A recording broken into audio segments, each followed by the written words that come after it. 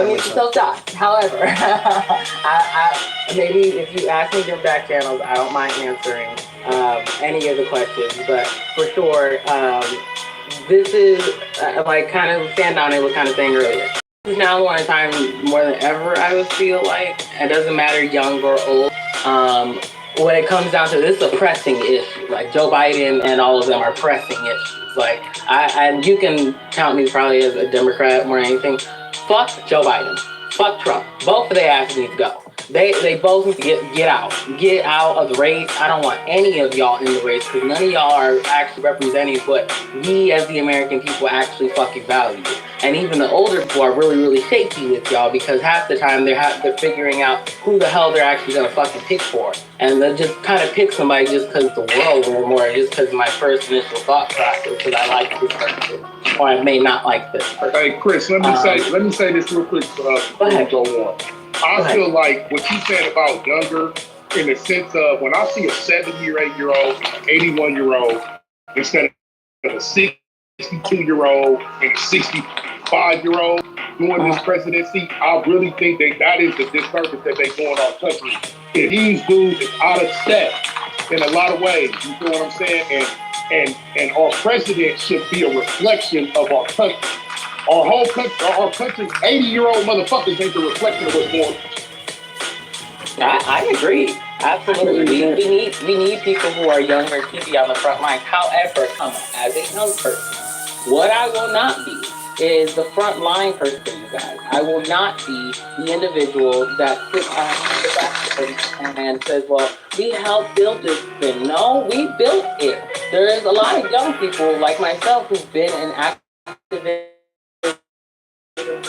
has been from our elders. Our elders were the first ones to say that they did it. They did these particular things, but it wasn't because they couldn't do it. That's not an issue. They can obviously do it. It is a thing that you have young people who will step out to the front lines and be your bodyguards, who will be your frontline people for the Palestinian movement, who will be the front line for Black Lives Matter movement. Hey, I've been in both. And been shot by the police. I have been, well, not like physically shot, like bullet-wise, but those rubber pellets, or the pepper spray pellets. I've been shot by all of them shits. I've been tear gassed. I've been pepper sprayed. I've been hit in the back of the neck with a baton. Like, I have been through all of the shit, but I will not doing it in vain because it makes you happy as an elder. No, I'm doing this shit because this is what it means to represent the American people. This is what it means to be in the front lines and to make changes for our country. That's what it takes at all costs. But go ahead. I wanted to talk about Orange Trump Man. Chris said he was gonna get us back online, whether we like it or not, goddammit. Well, I think I think Poppy, me and Poppy got something in common, but that's another story for another day. What the hell? What's going on here? Well, what I'm saying, I think. Listen, here's the thing. Ask yourself this, Poppy. Can you be with a man who doesn't share similar political values, right? What I'm saying, I think we share the same similar political views. I'm taken. Let's just be clear. I got a man. You see what I'm saying, Chris? You can't be with someone who doesn't share the same political views as you, right? Because y'all already arguing. Especially you. Yeah, I can't. Especially because even my partner now, she understands, like, when it comes down to that, like that sphere, like, even if we don't agree on it, like, as long as you don't go about, like, trying to diminish my value or just diminish me as an individual because I have a different belief system. Right. That's what we made clear. Like, you can still have your own political thoughts and still have your own political opinions about stuff. That you're human. You're gonna have those thoughts. You're gonna have all those things. But it's when you try to use it in a way against me, that's where the issue comes in.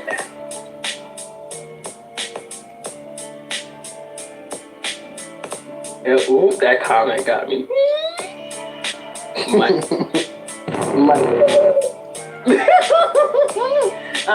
But yeah, can we go Hey, I want to ask Chris a question. As a political pundit, somebody who wants to go into this realm, this arena, what did you see from Joe Biden in that debate. Give us your recap and your feelings.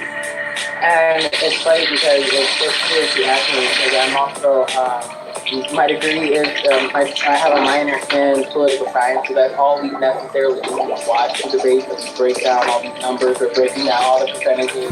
And let me tell y'all, the day that I watched the debate, I said I can't do this sober. I literally told myself I cannot do this sober. Joe Biden looked so lost. There was at one point where I was walking back to my room and it sounded like he had shit himself. Like there was like a ghost sound. Wasn't it like the second time that day he said that he allegedly shit himself? Honestly, I can believe the first time because the first time he really did look like he was pushing. However, I cannot get on the other side of Orange Cheeto dust. That's the thing that we're supposed to be wiping off our fingers and not trying to have stuck on our fingers. And this man, I don't know if y'all read Project 2025 in the deep, like in the fullness of it. Like I will say, Chris, that is a part of what we have to do with my job. I'm really so scared to go through and do a deep dive on that. Like, you guys think Joe Biden is bad. Trust me, he is. Truly, he is. Completely. But the man who you might potentially be voting on is going to necessarily be able to tell you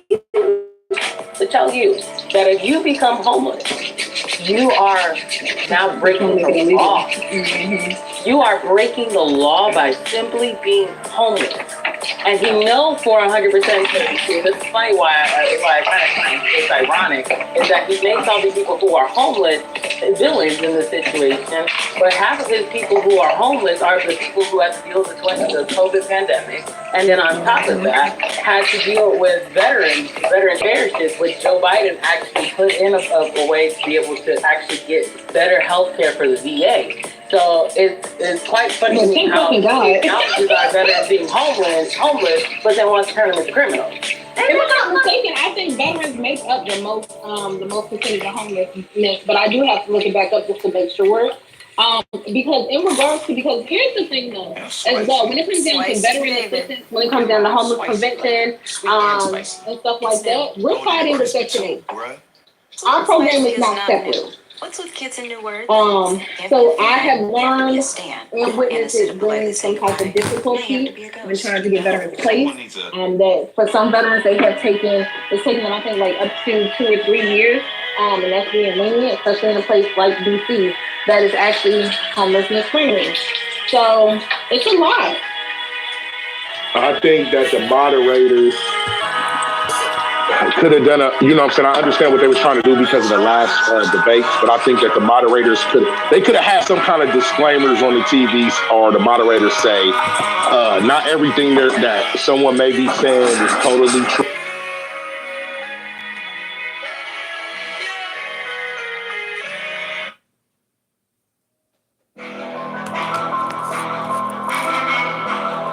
Biden, research when it comes down to politics, especially when it comes to the presidential race. It's more of a popularity contest. We have to remember that Trump, he barely lost the election, regardless of what we want to say, the popular vote. He barely lost that. This is a lot closer than people want to give credit for. You feel what I'm saying? And Biden did not help when it comes to the swing voters. It comes for the people. Certain people ain't going to change no matter what. Most people going to go with their affiliation no matter what. But there's a nice size people out there that truly was coming to that debate to see one thing. They was coming to see two things. Whatever they was coming to see about Trump, and coming to see if Biden was competent to do the job. Leaving that debate, even the people that was closest to him had to have questions about what is going on. They told us that they gave him a week. And awareness does make a very big difference. I literally smoked. I was like, I can't do this. I literally smoked. I was like, I can't do it. It was like watching Cat Williams or Dave Chappelle. For FBI agents to be listening on our phone, please, Chris. To be honest, well, no, I might either. Well, here's the funnier part. Like, I'm in the works on trying to figure out what we can do to mitigate, or at least pass marijuana in Indiana. Of course, it's been really not gonna happen. Medically, especially when it's a crime federally. Medically, that part, of course, if big pharma can try to make any money out of it, they'll listen, and that's what people have to understand is that big pharma, all they have to do is get some type of money, how they're going to get revenue out of it, and they'll listen. But what it leads to every single time is the House majority of Indiana. But actually, no, I won't go into that one because that's a whole other subtopic that we can talk about later. But no, for Trump, I think what kind of always threw me off is that we know he's an indicative liar. We've been known he's an indicative liar. Like we knew every single some of the stuff that he was saying. I was like, oh well, that's a little bit of truth. That's a little bit of truth here and there. Mainly on Joe Biden. Yeah, even with mainly Joe Biden, he was attacking some points that Joe Biden had stated, and that was pretty true. He was teeing it up there. My whole thing is just like you cannot sit there and say you didn't call for somebody else being arrested when you literally went on your campaign literally smearing Hillary Clinton and saying lock her up, and that was like a clear chant for 2020 to 2016 during his whole time.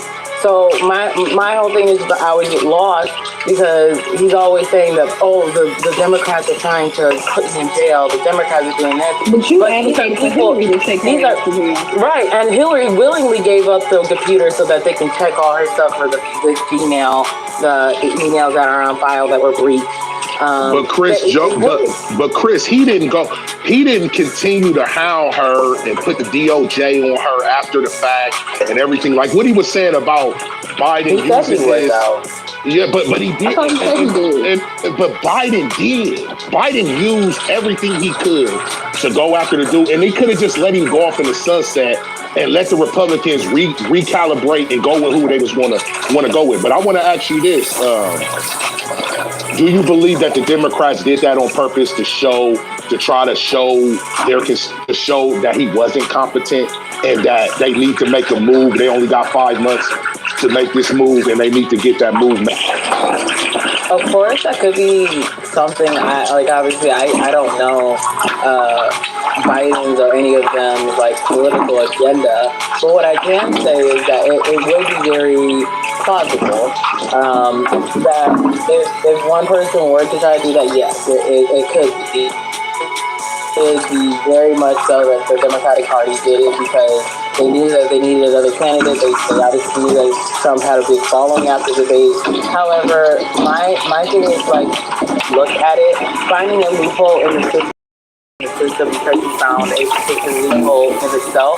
That's unfair to the American people who don't know about these loopholes, who don't know about these particular things. That's an advantage over people, and you're publicly hiding it. So that way, other people won't be able to benefit, while you know people in the American citizens are actually struggling to pay for stuff halfway through.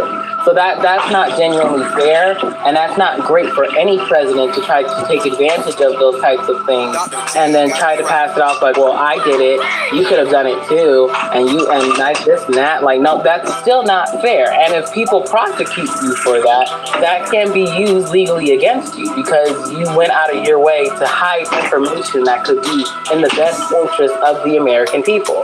And that's what he's being casted his judgment on. So I'm not going to feel sorry for him for trying to find a way to get or save his money. Of course, I trust me, I get saving money, but that does not mean that you hide that information from people who genuinely need that information. People say that Biden, they don't know who's running the situation when Biden is president. The truth of the matter is, Trump, yes, he's like a head coach that actually makes some decisions and you know it's his decision, but he got smart people. He got people around him that's really doing the heavy lifting and work too. In the same, because he's not a. That's what made Trump so. That's what made Trump really well in the political sphere, because he had people who were delegated in the particular thing. And as you've seen, when Trump decided to go on and do stuff on his own, like him getting rid of the Obama. What was it? The Obama. Ooh, it was Obamacare and all that. No, not Obamacare. Not Obamacare. No, not that monstrosity. It was a particular thing that it was after the Ebola crisis. Obama put in a particular task force that helped mitigate and look out for specific signs for like COVID and shit.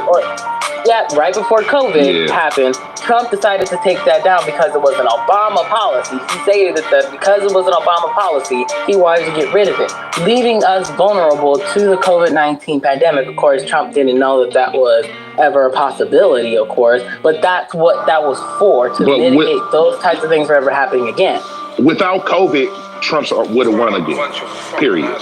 He would have won. There would have been no question. I don't think he would have won. He would have won election over Joe Biden if there's no COVID for Biden to hitch his wagon onto and to say that that's where Trump was fucking up. Because in a lot of Americans' eyes, Chris, maybe people that don't know what's going on, but in a lot of American eyes, the country was rolling in 2019, going into 2020. Businesses felt like that way. A lot of people felt like shit was rolling, and then COVID hit. And Trump, that was what tripped him up. He was, yes, we know that like Poppy brought up the Charlottesville stuff. We definitely know that he was emboldening the far side to come out of the woodwork, because a lot of people was in the thought process that racism was damn near over with when they brought Obama into office. But I think, like I said earlier, Trump coming right behind Obama was the worst thing that could have ever happened, because Trump came and showed that the president had a lot more juice than Obama was doing. You feel what I'm saying? And for black people, we sit back and we look and we see that he come in, Trump, and he emboldened his people. Barack didn't embolden us. The Democrats have not emboldened us. And we continue to stick with these motherfuckers, continue to it's been 50 years trying to let these niggas get this shit right. And these motherfuckers continuously, to the point now that in the Republican side, the black vote don't matter, because they going after the Hispanic vote. They could care less if one black person really vote for them for real. Because if they get the Hispanics like they want, they don't need us. They got the whites and the Hispanics. And the Democrats, they think they got us in the bag, just like when Biden said. You know what he said. You all know the little line he gave Charlemagne. That's how they really, really feel about us. And there's some smart people in this world that's sick of just, we just supposed to go with anything that y'all go with just because this is what we traditionally have went with. Traditions are meant to be broken. I'm not saying Trump's the guy we break it for. And I'm not saying that. But what I'm saying is people getting tired of this Democrat shit. I think everybody can understand that sentiment. Like we are tired of them playing on the nuance of the struggle of black people here in America, and also just people of color in America in general. But I always find it funny that we always talk about Obama in particular, and it's like, oh, he didn't do nothing for the black community, or he didn't uplift the black community. Unfortunately, it's not unfortunate, but it's probably gonna hurt some feelings. Obama is not supposed to do that shit for us. That is not his fucking job. His job is not to be the president of United Black Americans or African Americans here in the United States. He needs to be the president of the United States. He needs to be able to delegate his opinions or delegate his people to be able to actually create policies that would, again, go against systemic racism, redlining, and all these different things that we face within our communities. However, if you want to get mad at people, you should be getting mad at the people who are in your local statewide stuff, who is making your policies, who is making these decisions that know that is going to affect black and brown people. You need to be mad at those people, because those are the ones that make policies, who know that is going to affect food stamp cuts, or who know is going to affect Medicaid cuts, who know it's going to affect the black and brown people who need to be able to find reliable transportation, just to name at least a few stuff. I totally agree, so I totally agree, but I feel like this. I feel like that's why I preface what I said with Trump coming right after him.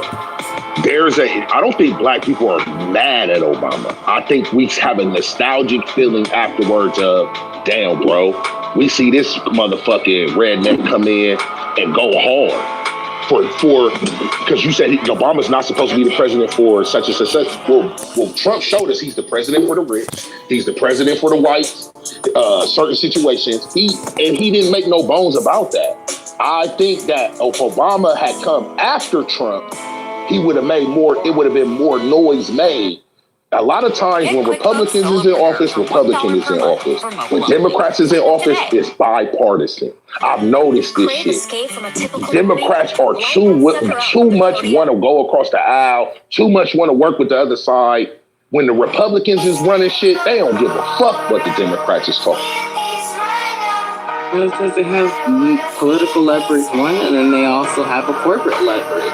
Obviously, you see big companies are led by really conservative people, and unfortunately, now you have people who are in these type of powers systematically, and who are in these particular powers in general, who are making your corporate jobs, who's making your pays, who's doing all these particular things. So, like I said again, if we want to get mad at people, we should be getting mad at the top level people, the corporate people who know that it's going to take advantage of people. But you should also be a little upset at the Democratic Party. Yes, I do agree.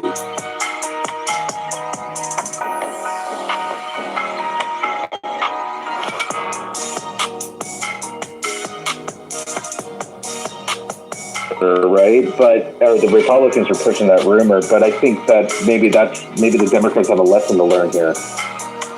Yeah, but see, Michelle Obama, she is neither white nor a male, and those are very big prerequisites, right? You got to be Christian, male, and white. No, you don't. Michelle Obama is neither. Oh, you have to be an American president. Look at the history. The times are changing now. It's felt that there must be some color on the ticket to appeal to minority voters. Yeah, but Obama is at least half black, half white. Michelle Obama is neither. The quality of the room just lowered.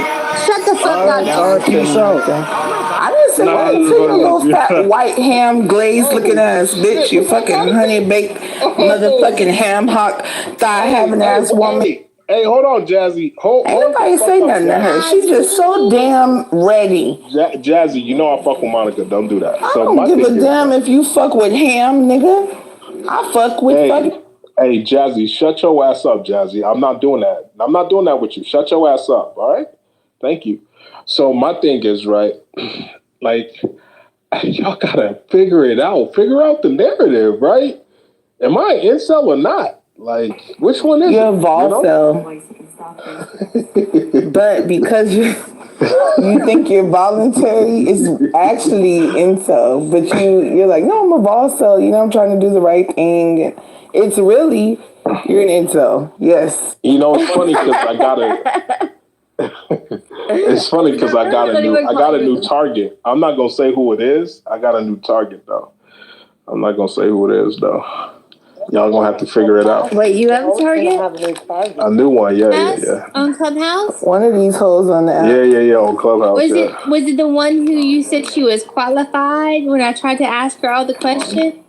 Oh no. Don't let Monica pick no bitch for you. That's so funny. Fucked up out here. Seen women interact with me. I don't give a damn. That's why she laughing at you, Jazzy. Man, that's why she laughing. Listen. What's up? You know what? Let me turn my mic up.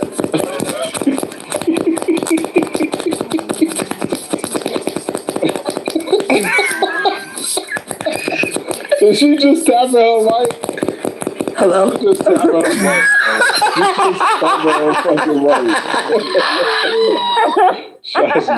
Jazzy's so funny, man. She's bro. No, I'm clicking my wires, you know, on the wires. Earlier, this guy thought that he kept mistaking me and thinking I was Jazzy. Like, that's so wild. He thought I was Jazzy. No, what was wild was Ann came in the room when this black girl's cussing him out because he called us niggas and shit. And Ann's like, no, black people can't. I'm like, Ann, no, sit this one out. Ann just wouldn't stop. I'm like, you don't even know what's going on here. But the same guy was like getting cursed the fuck out for calling us It's funny because niggas, Monica defended me. Monica defended me when somebody called me a nigger. She straight got that nigga. Like, what? She's like, only I could call them niggas, not you. Don't do that. Don't do that. Jazzy, Monica, you eat those glizzies. You eat those glizzies, not me. Oh my God, have the they have hot hot dog, dogs on Jazzy. Shut the You fuck glizzy goblin ass woman. Glizzy gobbler. You're such a ham. You're a glizzy. I already called you a ham. How you gonna repeat my joke to me, you honey I baked mean ham as that sugar glaze? uh-huh. Yeah. I just had honey baked, you guys. It was good. It was Honey who? Good. honey baked. Look at Ann trying to protect you from me. Girl. You know what? Let me get the hell out of here. These are some really... Yeah, run away. Yeah, I'm gonna run away. Because when you can't beat them, you don't join them. You get the fuck out the room. All right? Run away. That's what you do. Bye. I like Jazzy. She funny. Look at that's how you get packed up. We have too much fun, man. That was too funny, Monica. Look at Ann trying to protect you from me.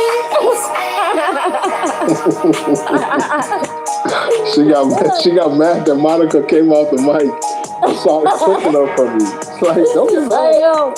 Oh, I love that. Man, we have too much fun, man. Way too much fun. Dude, oh my gosh, that banging was hilarious.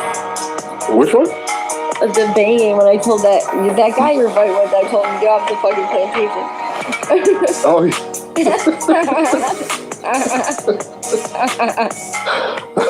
Aaron Tupac was going at you, so I was like, oh yeah, that was funny. You saw that. You saw that. Yeah, I told him to get off the plantation. I don't like the way you're talking to you. And I wanted to have fun.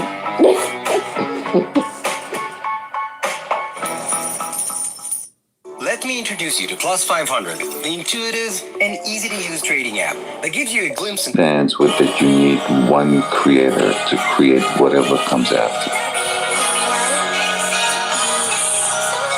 Whatever the creation might be is completely irrelevant, whether these are like birds, or sheep, or dolphins, or human beings.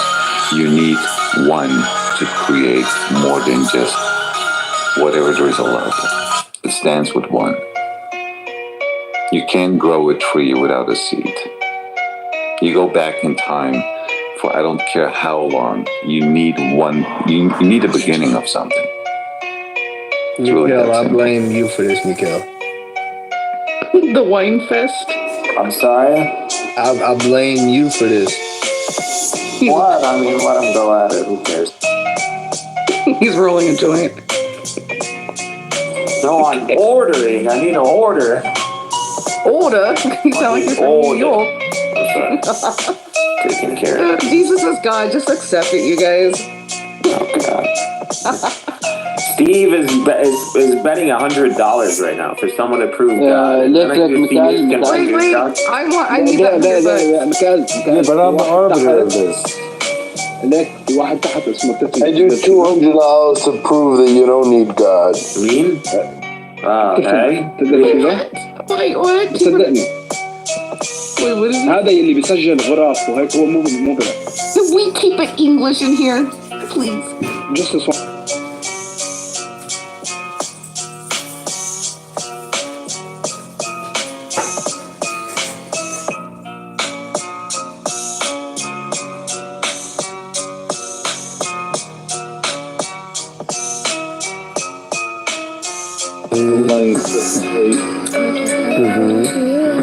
You know I like you.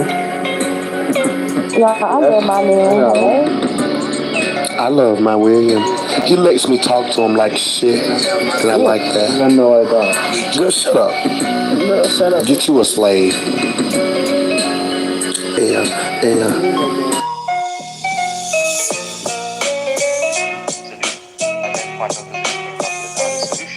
So he said that if you reduce speeds, if you work the Einstein equations of Einstein for low speed objects, they will become Newtonian physics. Your tyrannical powers that Trump will have if he's elected in election. I'm going to add on. I don't think he's going to become a dictator at all. Me neither, but you'd agree it increased presidential power a lot today, right?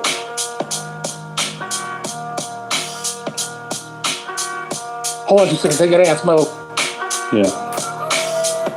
It just basically took the table stakes by double.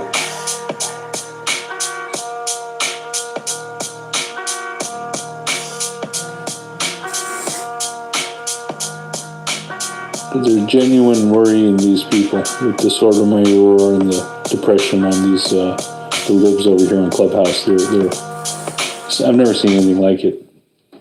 It's a 1-2 punch. They were already reeling from the Biden dementia, and now they're basically saying the president can do what they want.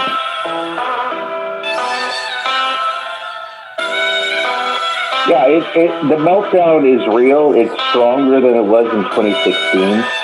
I was expecting this to happen in November when Trump won, but we're getting it early. But the problem is here we have to.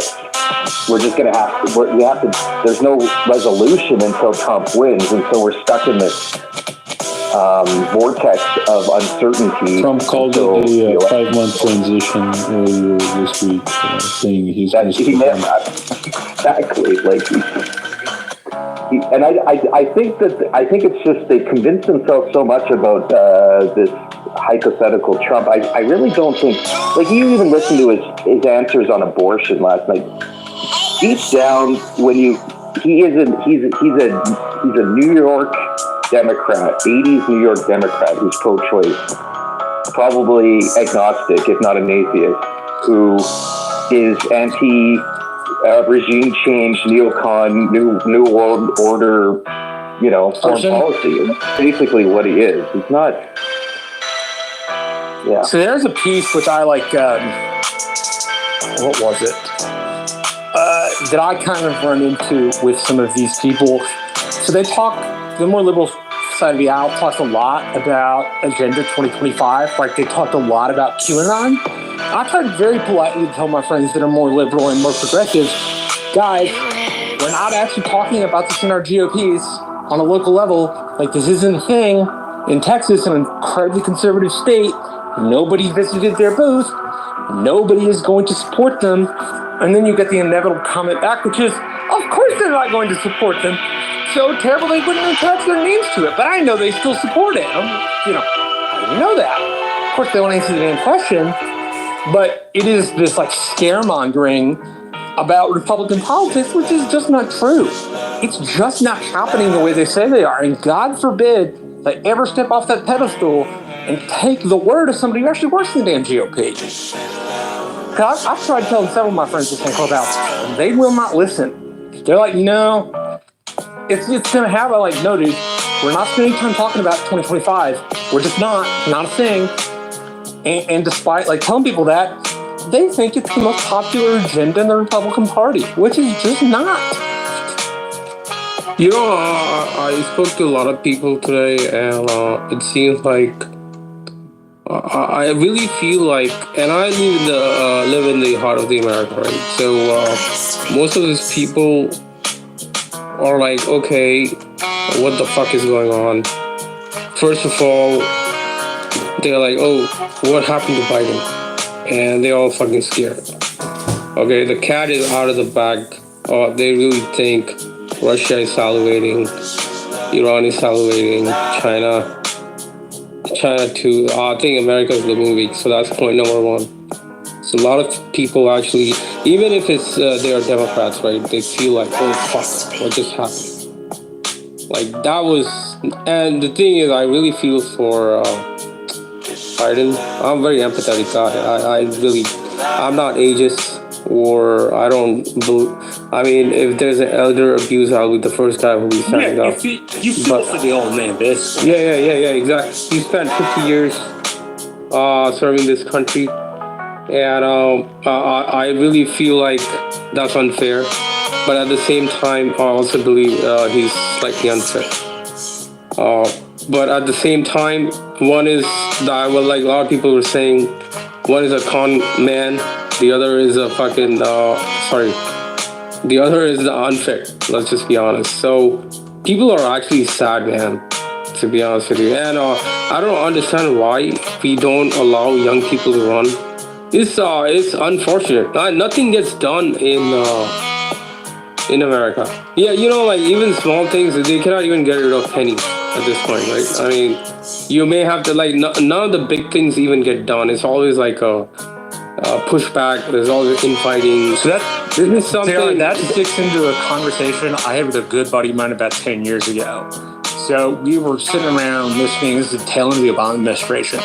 We were sitting around listening to the news one day, and he looks over at me because the dysfunction in Congress at that time. And he looked at me and asked me a question which I haven't forgotten for 10 years because it was made such an impact.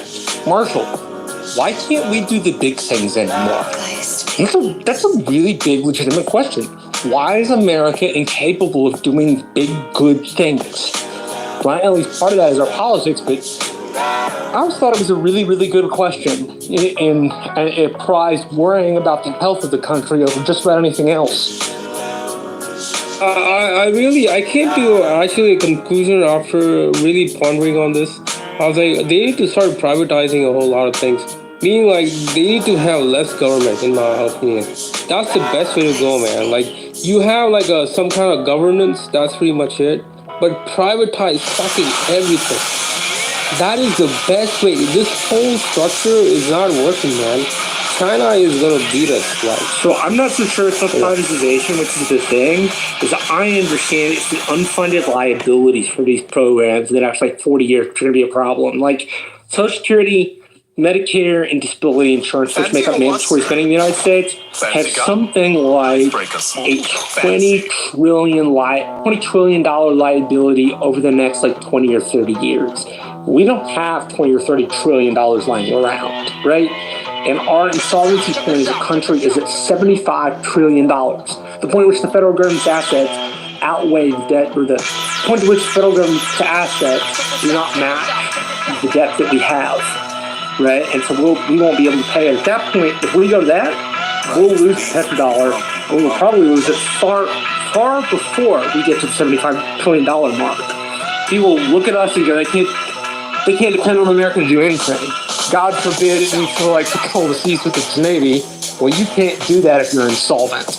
No, but here's my point, right? Why is it that the private corporate America is able to do so much better versus the U.S. government? If you really look at Google's and the Microsofts and ChatGPT and whatever, Gemini, they are able to perform really fucking well. I think because we premised the idea that government is better to work in some places, right? Like, so a classic example of where big, like, the U.S. federal government could work is highway infrastructure that goes through all the states. It's under the Commerce Clause, right? Like, building highways is a big deal. But you have people that look at that highway responsibility and then just want to expand it out to a bunch of other programs. And that, I think we've expanded it so far that it's out past where it's out past where the federal government can really make things efficient, right? They themselves are not efficient by design, right? They're not supposed to be efficient. Some federal government programs are supposed to be efficient. The government itself is supposed to be able to wait a long period of time to do things. So I think people have confused that element of large government with like expanding out into every social area in America in a way that's just not productive or helpful. Yeah, but I mean, we got we have to speed things up, man. If you really compare it with China, I mean, communist government, but their infrastructure is way better. They are able to build cities very quickly, 50 cities, high-speed rail network. Why don't you go over to China if you love it so much? I got a great idea. No. They got just $500 flights straight to China one way. Yeah, that's not the point. You're missing the point. I guess what I'm trying to say is we got to improvise. We got to be quick. We can't let other countries to beat us. That's all. That's the intention here, right? It's not about, this country is better. Of course, America is way better when it comes to freedom. I would fucking never leave America. But China, I would never go and live there because I hate the fucking culture, number one. Me being in ethnicity, I never want to see Chinese people rise up. Not like literally, but you know what it is. I mean, Tibet, Mongolia, they took Arunachal Pradesh, pushing into Oxygen. I mean, come on, again, the list just fucking goes on and on. They always... Look, man, that Tibet was a really bad idea for Indians. That screwed up a lot of relationship between India and China. But I guess, let's just come back to America. China is beating America. 100%. 100 fucking percent. We need to privatize a lot of things. Not even 20%. Can you explain how they're beating and in what way? Well, in terms of development, of course they are. They have the most minerals, resources. If you really look at the charts, yeah, I mean, I look at the Wikipedia. All these charts they own a lot of shit at this point. They pretty much own half of Africa. They own pretty much a lot of Pakistan. Sure they own half of Africa? Of course they do. Really? Wait, Jimmy, have you done any research before you even speak up? Like, yeah. Give me the data points, man. Like, if you want to challenge me like this, look, man, I'm not in a mood to go dig up again. I can go dig up a lot of data points. Who owns half of Africa? And I guarantee China does not own. Okay, what does how many like private minerals do Chinese people like China owns? You can go look it up. When you say private minerals, are you talking about the resources of cobalt? A lot of like rare earths. If you just stick to rare earths, JR's probably right. You know what I mean? They are controlling all sort of rare earth minerals and metals. Controlling is different than owning. Yeah. So I think JR, may have been hyperbolic about owning half of Africa, but they do control those mineral wealth and those rare earth metals that float around and cut deals with the countries, and they give loan to even Sri Lanka, Jimmy, right off the coast of India. I'm aware of what's going on. I was just taking a little bit of offense to the word own. Yeah. But continue on, JR. Keep your rant going. I mean, I see where you're coming from. Look, man, I don't have the teleprompter in front of me. Like, if you want, it's all good. I can dig up the whole. Look, man, I'm very good with getting information. Trust me on this. I can get all the data points so quickly. You got no fucking idea. But I'm not even looking at my computer right now. But I guess when I did my research, I found out the Chinese people own a whole lot of things, and they're beating us 110%. With this pace, they're gonna beat us in the next 10 years. That was my conclusion. Do you mean they'll have a better, robust economy? When you say beat, I'm just trying to understand the word beat. Of course, they'll have more leverage around the world, 100%. Well, they do have more people. I mean, they do have a larger landmass. Well, like, what is the intention? You don't want to acknowledge, like, there are some of the things we can fix here, or like, what are we saying here? Let me tell you where I'm coming from, just so you understand. Sure. I appreciate that. Thank you so much. Where I'm coming from is, the word beat is a really interesting, like, it's a competition. I don't think it's us versus the Chinese, or Chinese versus us. It's how we can work together to strengthen each other's economies. And there has been a symbiosis in the last 30 years between America and China. And if you think that they're going to make China's going to make America their bitch moving forward, I don't see that in the next 10, 20, 30, 40 years. It possibly might happen 50 years from now. That's a possibility. But when you say beat, I'm trying to understand where you're coming from. That's it. Well, it's like, look, man, it's not like 1900s right now. Like, you have to literally beat them through tanks. It doesn't work like that, okay? I mean, the world has moved on beyond the power play and all that kind of stuff. Like, even going on a war, right? Like, I'm not talking even in that terms. I meant economics, more influence. It can really happen. If they control the whole of Asia and half of Africa. I mean, come on, even Pakistan, Afghanistan, all these other areas, Sri Lanka. What do you have? Like, I mean, that's like almost 3/4 of the population living there. So that's where I'm going with this. It's not like going against America tank to tank. That's not what I'm saying. So they will probably have more influence around. They can throw more weight around in that region. You're talking about their military or the economic prowess of their global economic prowess. What's their GDP at right now? I think it's probably 17 trillion, 17, 18, 20. What's our GDP at right now? I think 24. 24 to 26. So where is it going to be 5 years from now? What's their GDP? What's ours? I think they're going to outbeat us very soon, probably. I don't know the numbers. Let's talk in 5 years, Gerald. Let's see. I believe that that's a narrative. I don't know that that's backed up by any facts. So if you can back it up, I appreciate it.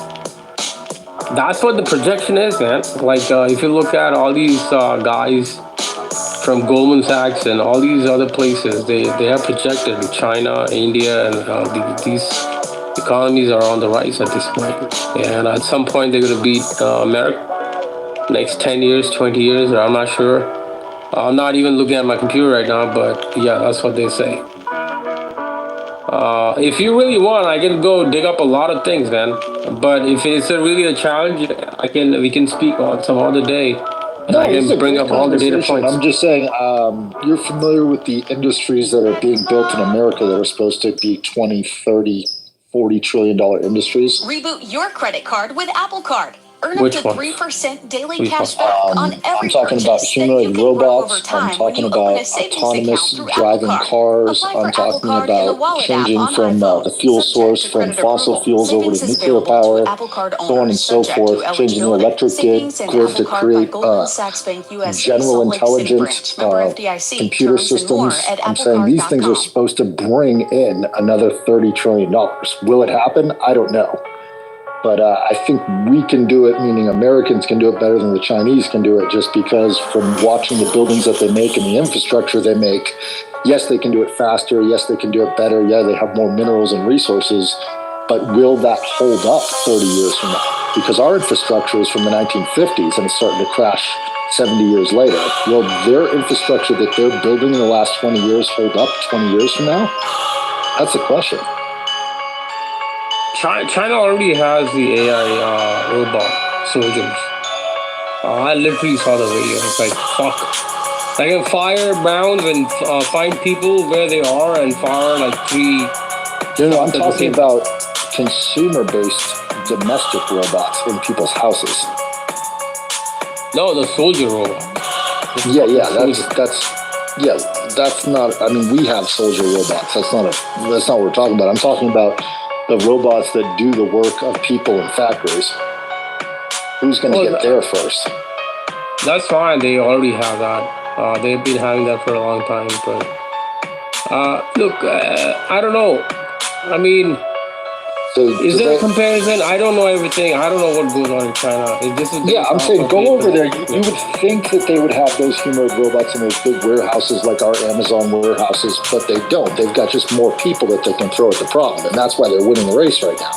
If you got an extra 400 million people to throw at a problem, you're going to win that economic race. But how long can they sustain that? That's my question.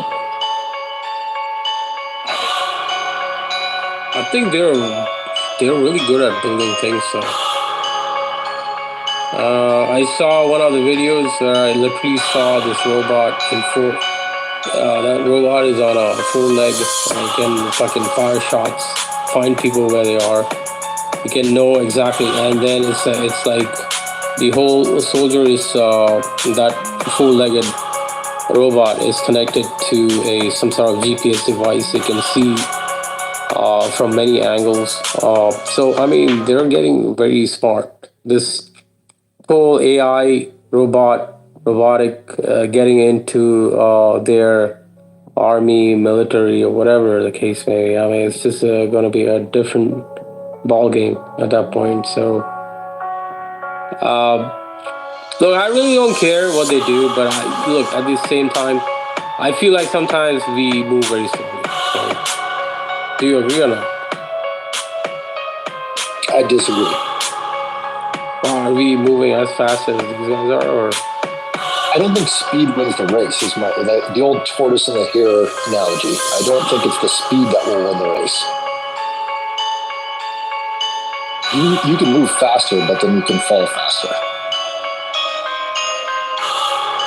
I don't know. I mean, I think we can do better. If look, the only point that I'm going to make, last point, if Google, Microsoft, if all these other companies, private companies can move so fast, why can't the government? I mean, just privatize it, man. Like, what is the problem? Like, why we have to go through so many channels for through approvals and this and that? A lot of red tape. This is a problem, man. That's all I'm trying to say. I think Chinese people have the fastest railroad at this point compared to America, right? Yes or no? I think so. I mean, based on my research. Because I mean, they have the 400-mile railroad, which is a high-speed bullet trains going from one corner to the other. We've got a celebrity in the room. Tiffany Sotheby is here. Tiffany Sotheby is here, guys. It's a real pleasure to have you here. We have the mental illness personified. Schizophrenia personified. John Kidover. Please come up. Oh, is that him? I thought it was like, she seems so fancy with the name and all. My God, I thought... Brought Tiffany as in Tiffany's. As in the auction. It really worked. Come on up, John. I guess it's you. Yeah, we can talk later, JR. I think there's a lot of narratives that I've heard. I don't know how much fact it's based in, and I would do the research with you, not against you or for you, but with you. Fine. Let's meet in a day tomorrow. If I'm so 10 p.m. for sure. Yeah, 10 p.m. I'm normally start my room. I have a family and I have a job, so I'll try to meet you when I can at this moment. But I'm just saying, I will. When we do talk next, let's do some research together and find out what the facts are, because there's a lot of misinformation. Okay. Yeah. Sounds good. Thank you, sir. Appreciate you.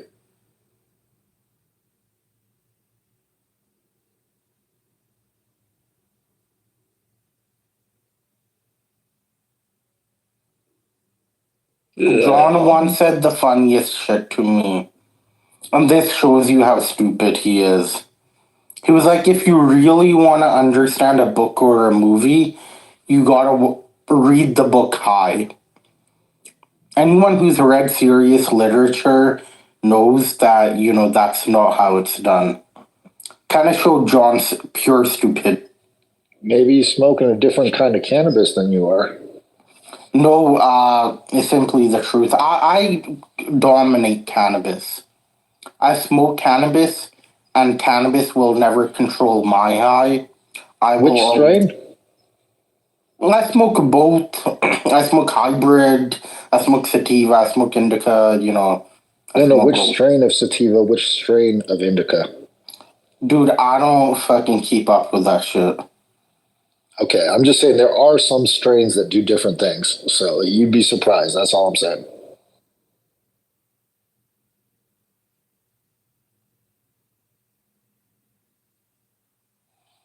By the way, I'm not a big advocate of it. I'm just saying I learned enough about it to know that there's real different plants. It's not all the same marijuana. I don't smoke flower, though. I smoke THC concentrate. So that's 99.9%. Oh, Jesus Christ, dude. Are you okay? Man, we're ball. Avtol smokes the same, dude. What are you talking about? Avtol smokes I couldn't even know what a letter is if I smoked that. I wouldn't even be able to read if I smoked that. Yeah. I thought, drunk people couldn't read. I mean, high people couldn't. If you're that high, I can't read. I don't know about other people.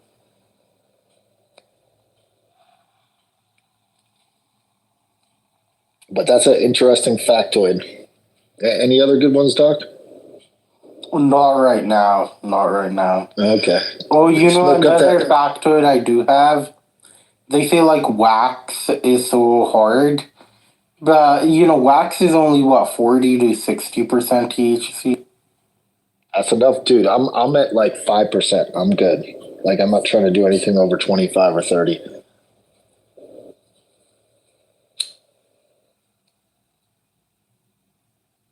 Sounds like his Gumdrops is lighting one up right now, guys. Getting some live action. No, I'm just smoking a cigarette. Oh, hell. I thought it was a big doobie. Sorry, bro. Not to disappoint. We're having all this marijuana talk. I'm just smoking a cigarette. I thought it was a bunch of 5%, a 5% shrink. I should put a little 5%. It's almost 9 o'clock, so I usually smoke before I go to bed. But any good things in the news, E? Well, it's a big news week. Yeah, it's huge with the Biden debate, then the immunity. The stock market seems to like the Biden debate. Yeah, that's surprising. I thought it was going to be a shit show today. No, I'm not surprised at all. I think they know where it's going. They know where to hedge their bets.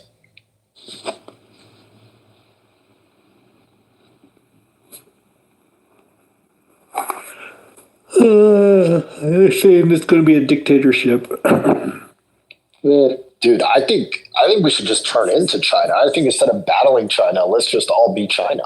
Like let China be USA and we become China. Why? Work together in a unified front.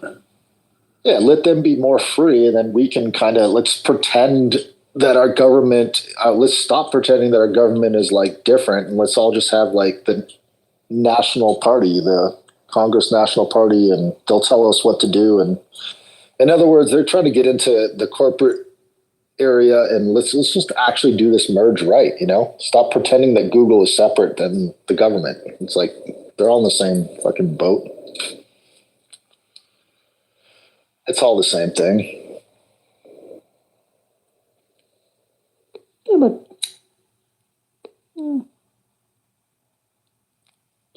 China is very corrupt. Man. China is corrupted. Yeah, you see the Indian always be hating on China, man. Straight the Indian can't do nothing else but hate on China. It's not hatred on China, it's facts that are there. Like somebody was speaking about high-speed rail of China. You see them, they are like in huge losses. And 3 of the rail ministers, subsequent rail ministers or other rail secretaries who built those high-speed rail have been sentenced to death for corruption charges. In China? Yeah, because China's cleaning itself up. It isn't like, India, where national exams get leaked and nothing happens, okay? China has national exams? He's referencing the NEET leak in India. He's referencing the leak of the national exams in India. I think if any country is going to make it, it's going to be Indonesia. Local, state exam papers leaked. There was no leak in... What are you talking about, dude? One person is claiming that, he leaked the paper and somehow got still 180, scored only 187 that's why the out of exams 70. were cancelled, right? Because just one person said... So, you guys ready for the Olympics or what? We can battle it out on the field. Let's go.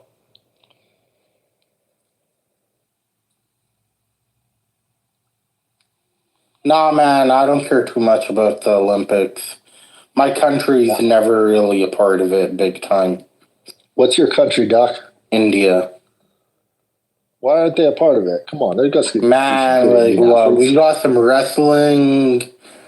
I don't know. You got some boxers. You got good boxers. We got some shooting. That's about it, really. No, I bet you got more than that. You'd be surprised. Now, you would think so with our population, right? But after all, India ain't exactly shine in the Olympics. At length, the recreation is not a luxury that we've had for that long. So recreation devices like different sports equipment is very rare. It's only for the wealthy or someone who's very specially blessed, and even then, the university equipment is third rate compared to in the rest of the world. So it's just these recreation, it was sports like cricket, which we do pride ourselves at, we excel at. So there's no funnel of excellence and training like there is in cricket.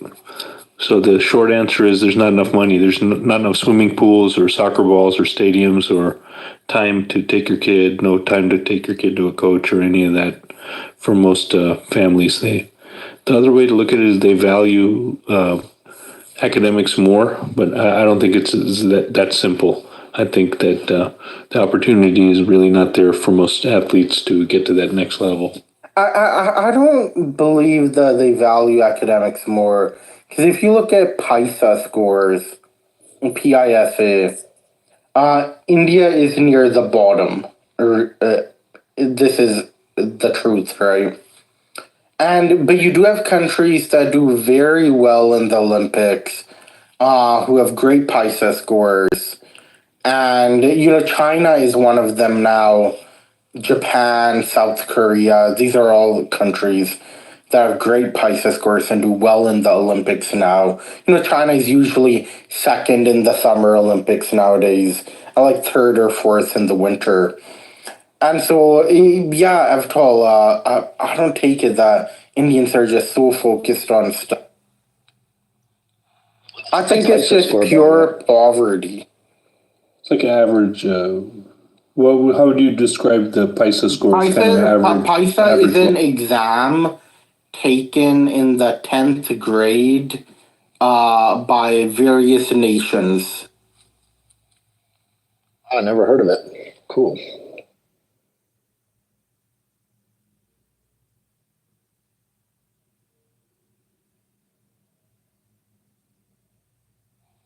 Well, is everyone just depressed and down and out in this room? What's going on? Not so much going on, Jimmy. All right. Hey, what was Hey Doc, how was my little outburst on the on Jason Music Room? Was that good? Dude, I was kind of busy. I was out. I was eating.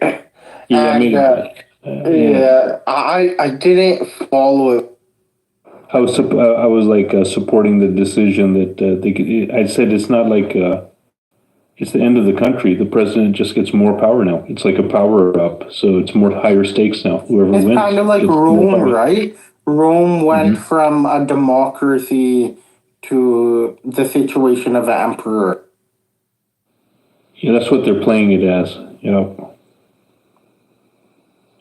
Who do you think's going to win this AI race? No idea, Jimmy. It's above my pay grade.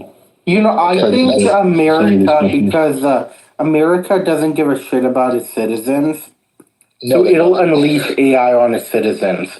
China, for example, it came out that China, Chinese academics had published various academic papers like 3 years ago that had the same outputs as ChatGPT did.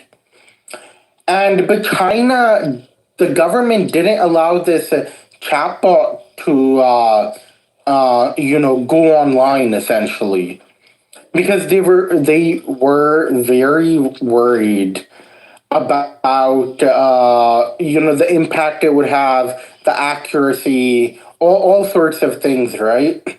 Because the American government does not care about its citizens, it is happy to unleash, untested AI on its citizens. This has got to be a rumor, just because if they had that type of technology a few years ago, their chatbots and a lot of their just service-oriented Weibo and all these interfaces would be a lot better. I think it doesn't make sense that they would have had these large language models at that time so far away, or that they invented it first. Is that sourced, or was that kind of a little bit of a rumor, or I saw it on something more Twitter. I can concrete? probably find it. I liked the tweet. Yeah, was So it let a me go theory, to my or was likes. it an article? Just was. Let me go to my likes. I'll find it. Yeah, that's interesting.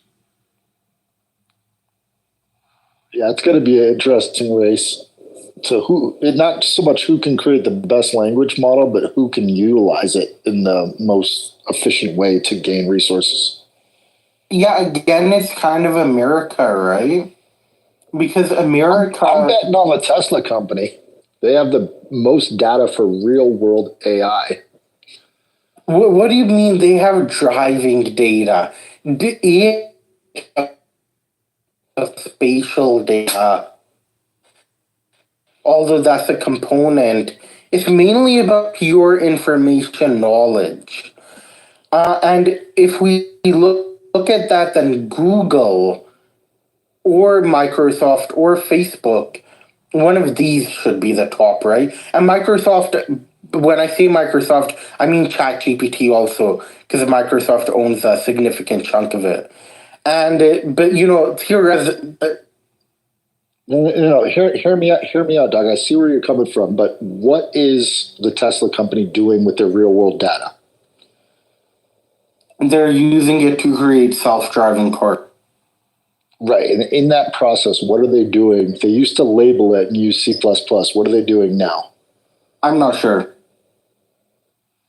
So right now, what they're doing is they're trying to build an entire worldview inside of the computer to analyze all these different driving situations and use their computer system to say, this is what it would do. Now let's look at the 3 million, what do they have now? 5 million cars on the road, I believe. But again, I have to say, Jimmy, is this not simply categorization of spatial, reality, or like images, right? It's not images. It's not images. It's real world interactions. No. I mean. What real world interactions does Tesla have, Jimmy? Yeah, so they're taking the 10 turn by cameras on turn, the car. like you see a person crossing the road. I mean, make us understand what. Well, they're not just. Yeah, no problem. Thank you for saying that. They're not just seeing the person crossing the road. There's 10 cameras around the car. I agree. So they're getting a very good view of everything around the car, if you will. But that, what percentage of human interaction do you think Tesla's systems are capturing? Everything. Come on, man. Wait. Another thing I have to say. What I meant. They're taking images. What I meant is a Tesla is rolling up to a stop sign. It takes that stop sign, it analyzes it, and it creates an image out of that stop sign. It then puts a categorical imperative onto that stop sign so that it recognizes it as a stop sign. What ChatGPT is doing, or like Google has Waymo, yeah. But what these chat bots are doing is actually much more profound because they're analyzing creative situations, so creative questions, and they're giving creative solutions to knowledge questions, right? And that's much more difficult than, understanding that, okay, you're rolling up to a stop. Think of it this way, Jimmy, in the challenges you face all day, what percentage of your challenges are driving based? And it's going to be like 10% or less. I think a lot of people are missing it. I'm going to let you guys do your own research. No, but look, if Tesla has access to certain data that has to do with 10% of your day, Google has access to data that has to do with like 100% of your day. Right, but that's not real world data. It is real world data. It's everything that you're searching and moving around and buying. No, I think you're missing it. I'm talking about physics. I'm talking about when a bird flies, when a dog crosses the road. I'm talking about when a tree blows in the wind. I'm talking about real world data. Tesla will be absolutely the best at all that real world stuff on the road. The real world mechanics of a virtualized world it'll have really good camera data for drive around the road It'll even have stuff on the side of it. Tesla AI will be as good as a UPS driver, while ChatGPT Is a humanoid. That'll be a will humanoid have the walking knowledge around. of Hegel or Kant. Yeah, or come and babysit Heidegger. or cut the grass, and that's what'll pass the Turing test. All right, we'll see what happens. Are you holding a big bag of? Are you holding a lot of Tesla? No, I'm not holding a lot. Not a lot. No, what I'm doing is trying to understand which models can interface with the world properly. And I think if you want to look at the ones that have the most robots that are already out in the field gathering the data and interacting, that's Tesla. Well, it's actually those cars are just robots. It's actually Chinese companies, right? It's like Tesla is a Chinese company. Tesla is in China. They have a factory. No, but I mean, if you look at the amount of Chinese cars with self-driving technology that have been deployed compared to American companies, it's not. Have you been in a BYD car? No, but I have been in a Tesla when it did the self-driving. I've also been in a Waymo. What month were you in the Tesla one? 2021. Very different now. That's what I'm trying to say. Go into your friend's Tesla now and try it out. Yeah, they changed all of the programming, all of the way that the car drives. It is literally changing every 2 weeks. You got to check it out. I know it's something that's like you hear these things, but go check it out for yourself. Yeah, I will. When I got into his car in 2021, it was like late 2021. It drove okay, but there were at times it would just like stop with a lurch. It was terrible. Like I'm just telling you, it was like if it was coming up to a yellow light or like a red light, it would kind of stop. Like you would lurch back, right? Yeah, because it was stopped like in an aggressive manner. And it would kind of be shaky also. That's what I'm saying. Just in the last 3 months I drove it and it changed so much. Like the speed of which it accelerates around corners, on the straightaways, coming out of a turn. It's changing every 2 I don't weeks. understand, Jimmy, how you think the fact that they're going to be the best in auto drive, which is still a huge ask because there's so many competitors. So just hold on. The fact, let's give them that they beat all of these guys and they're the king of auto drive and road sense and everything. Okay, for AI. I don't understand how you think this is going to make them the leader in AI. How in the hell is Tesla even in the running to be the leader in AI? It has nothing to do with the leader in AI. Okay. By definition, because it's just not doing enough. So did you see their gigafactory in Texas? No, but you know, Jimmy. Wait. But it's like a totally different, like the solar panels or. Did you wait? Slow down. Did you see what they just put in the last 3 weeks? in Texas? No, I don't follow that closely. I know what they put down. They put down that it's like this giant. Fuck! I'm forgetting. It's like 3 buildings in one. No, okay, can you say? What I'm talking about. Wait, can you say what you're talking about? I feel like I know. I just can't remember right now. No problem. What they're doing is they put in 3 giant, huge, the biggest fans you've ever seen in your life. Yeah, exactly. Yeah, that's what I was gonna say. Yeah. So I'm saying the data center that they're putting in is going to dwarf anything in the largest building that was ever created on Earth by volume. So you think they're going to have the most powerful data center and more than Google or Microsoft? It's not a question of do I think. I know what they've already invested in between their own chips and NVIDIA's chips, the Blackwell chips that are coming in. I'm saying they've already put the business model and the plan. They're putting a new business model out that's coming out in a few months, and they're launching on August 8th, the Robotaxi Day. So if you tune in on August 8th, you'll see what I'm talking about. Mm-hmm. But Waymo already has a Robotaxi. Yeah. Anyway, I hate talking to people that don't know what's going on now, not last Do you year. think he's going to use his servers to train on other stuff than auto drive and humanoid robots? I know he's interested in I think robots.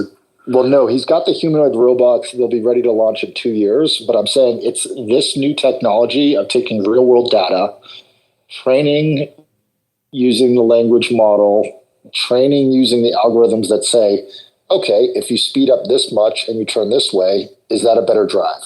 Well, no, it wasn't very good. Okay, then rate it. Bad.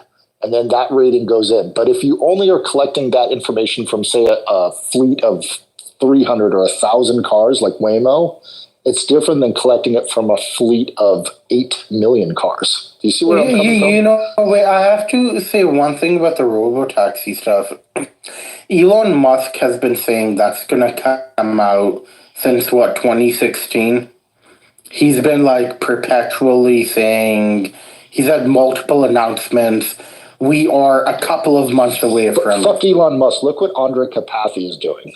Look what the head of his AI team is doing now. But, even then, we have to go back to what is real AI. Real AI is creative a priori knowledge. It is creative knowledge that is based on some a priori sense, right? And so Tesla, it seems like, it has this great algorithm, maybe. I know that Jan LeCun said Tesla isn't building real AI. And the guy who Elon Musk has been having all this fights on with Twitter, he's the head of AI at Meta. And it's more like Tesla and all these self-driving companies, they are creating algorithms that respond very well to external spatial stimuli. They are almost mechanical reactions to external stimuli. They are not unique solutions. Whereas, because they don't have a priori knowledge. Whereas ChatGPT or, Google Gemini, they are creating models with a priori knowledge. Well, we'll see what happens. Who built ChatGPT? Are you about to say because Elon Musk was on the board of directors, he built ChatGPT? You keep thinking you know what I'm going to say. That's what's pissed me off about this conversation. You think you know, but you don't. Who built ChatGPT? Sam Altman, that bald, ugly guy with the unibrow. No. Who built ChatGPT? That ugly guy with the unibrow. Yeah, what's his name? Say his name. I'm forgetting his name. Ilya Sutskever. Ilya. Yeah, what about him? Where's he working now? He quit ChatGPT, yeah. Right. Where is he going to work for? I'm unsure. Okay, we'll see. He started his own thing recently. I think he's hinting toward that he'll be going to Tesla soon. I'm not saying he's going to Tesla. I'm saying the person that actually had the knowledge to build ChatGPT will be doing his own thing, and I guarantee he'll be partnering with companies like Tesla.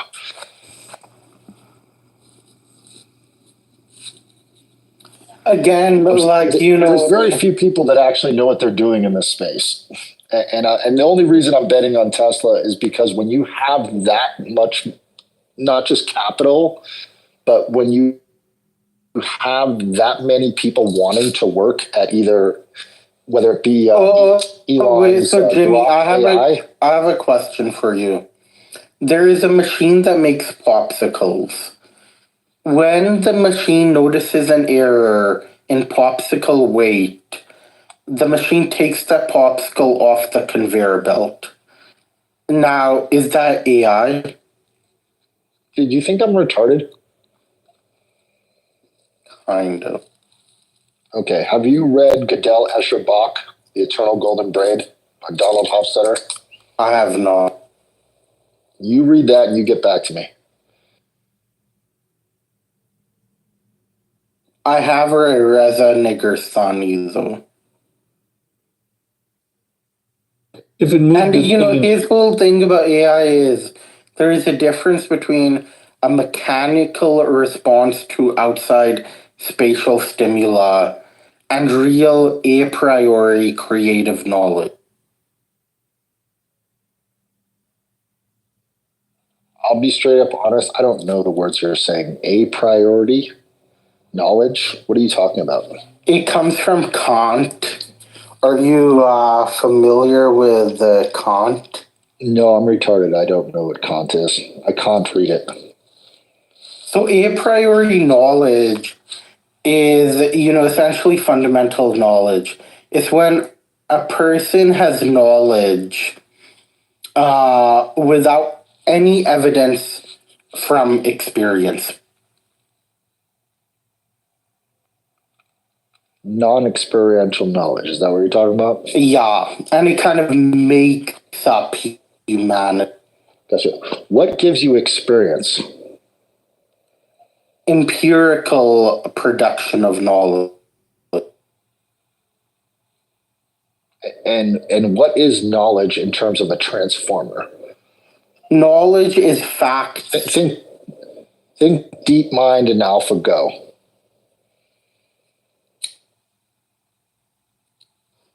Okay, you're gonna have to expand on that. DeepMind. Yeah, are you familiar with that? No. Okay, so they wanted to play a game called Go in China. It's one of the most popular games in that country. And it is a game much like chess, but with the parameters to the powers of 100. So more than 10 times the amount of moves. So there's more moves in the game Go. So sorry, go ahead. Yeah, no problem. So there's so many more moves in the game Go than there are even atoms in the known universe. So they had to teach a computer to play that game. So it could only do so well playing against itself, but it had to play against real people and have the experience. And that's what created the Transformers that actually beat the world's top Go player. No, so, one could say that is a form of a priori knowledge. It's absolutely a priority. Yeah, but then again, I never said that these chatbots cannot have a priori knowledge. Well, I said don't worry about the chatbots. I had said Tesla self-driving cars simply cannot have it. Okay, there's different types of learning for an algorithm. There can be labeled learning and self-reinforcement type of things when weighted. And then there can be learning from what you said is real-world knowledge. What company has the best opportunity to take in the most data and learn from that and train the system? The ones who have the data. ChatGPT, right? ChatGPT gets over what, a billion? The people who have the traffic and the users. That's who would right. have So how many? Data.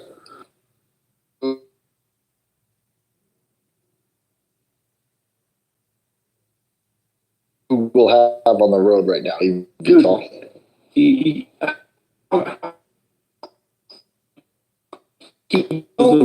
what?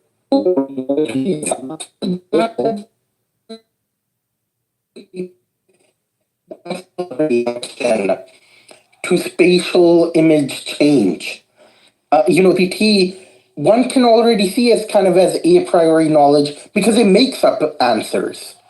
And, when you make up answers, that means Tesla will also make up answers, but it'll be there's a bird flying here or there's another car here. Oh, it absolutely does. It absolutely does. Wait, I've told Resonate, there's already answer to that. That's because Tesla sensors sense something that is not there. And the mechanical reaction to Wait, slow down. What are those sensors? What sensors do they have? Doc, it legit interprets it as a bird, knows it to be a bird. No, legit. What are the sensors? Let's talk about what their sensors are. Everybody's got sensors, like even your eyes are sensors. So, I mean, but what sensors is Tesla using to train their models? Dude, it's got good AI for a car. It's got good AI for a car, and it can't really do anything. Bad AI, actually. No, what I'm saying is Tesla, I'm not saying Tesla isn't building something extraordinary. It is. It honestly is, right? This is going to change the way we live. It's going to change how, real estate is constructed. It's going to change how roads are, everything. But what I'm saying is, I'm saying like Tesla self-driving cars, it will change a lot. Just self-driving cars as a concept will change a lot about society, right? You might not necessarily need all this parking space anymore, for example. But I'm saying, even though it is an extraordinary thing, it's not artificial intelligence. Artificial intelligence literally means an constructed intelligence that is similar to the average human in the way knowledge production works. That's artificial general intelligence. That's not what we're talking about. Or at least that's not what I'm talking about. I think that's why we're missing each other here. Okay, I thought you were talking about AGI. No, okay, I'm not talking about AGI. He was making that's why. He was saying who's going to be the leader in AI? I'm just saying, emerge as leader in AI. I still think he's got a weak point because Tesla. How could the leader in AI? I didn't say they were going to be the leader in AI. Mm-hmm. Well, you said they were. Who's going to emerge as the winner here? The winner in real world data, training a robot to move around in real time with real objects. Who has the most training, the most data to do that? Who is out there in the field, in the real world? ChatGPT is starting to get, I have ChatGPT Omni on my little Luna robot around the house. That's moving around. But it's not taking in the information. No, it simply is because a lot of people are using ChatGPT to analyze data sets, which include visual spatial images. They're doing this in an extraordinary amount. But they don't have enough cameras rolling around the world, is my point. They have the camera of every person's iPhone who uses ChatGPT. No, they don't actually. They won't even launch their new Omni with multimodal for real world video. They showed a demo that they could do it. I'm not talking about the real world video. I'm simply talking about camera. So you can take a picture and have ChatGPT. Can I land my plane real quick, Doc? Do you mind? Yeah, go ahead. Can I just land my plane? Okay. So what company does have real world multimodal cameras? I'm not talking about sensors, blah, blah, blah. I'm talking about an actual camera taking in the information in real time, in real world. How are they not and storing it? How are they not even How are they not even clearly ahead of Waymo if they're so fucking great? How could they not even I hope they pass Waymo and there's no competition eventually. But how is there even a race there if they're so? You're saying that Waymo is ahead of Tesla in the full self-driving? A lot of people feel like their technology could be ahead of Tesla. Is better than Tesla's, but it's well. Do some more research what's going on now, and then let's have this conversation, because that is a great debate about who's more ahead. What Waymo did was map a specific area and keep it geo-fenced in. Tesla is not doing that. That's the difference. Their cars can only drive in very specific areas, but if you move anything on the road, their LiDAR has to pick it up, and they work well, but they'll have to go slower around that area to sense it. But if it's not in their already sensed maps, they cannot drive around. Does that make sense? In LA, in San Francisco, in Phoenix, in those places where they've already mapped it, then it works. But Tesla is doing it in real time. It's like the difference between a rapper that writes a rhyme Waymo's got full self-drive, and Tesla doesn't yet, right? They're like ahead, they're ahead significantly. I thought it was well accepted. I'm surprised. No, they're not. Yeah, it's changed. That's why I'm getting so frustrated in this conversation. I'm like, oh, really? You think that? Yeah, that was the truth 2 years ago. That's not the truth now.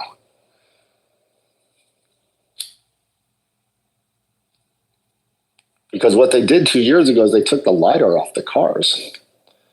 And what they did is they changed their stack in the way that they were labeling their real world data. And that's what changed. And I don't know if you got that memo.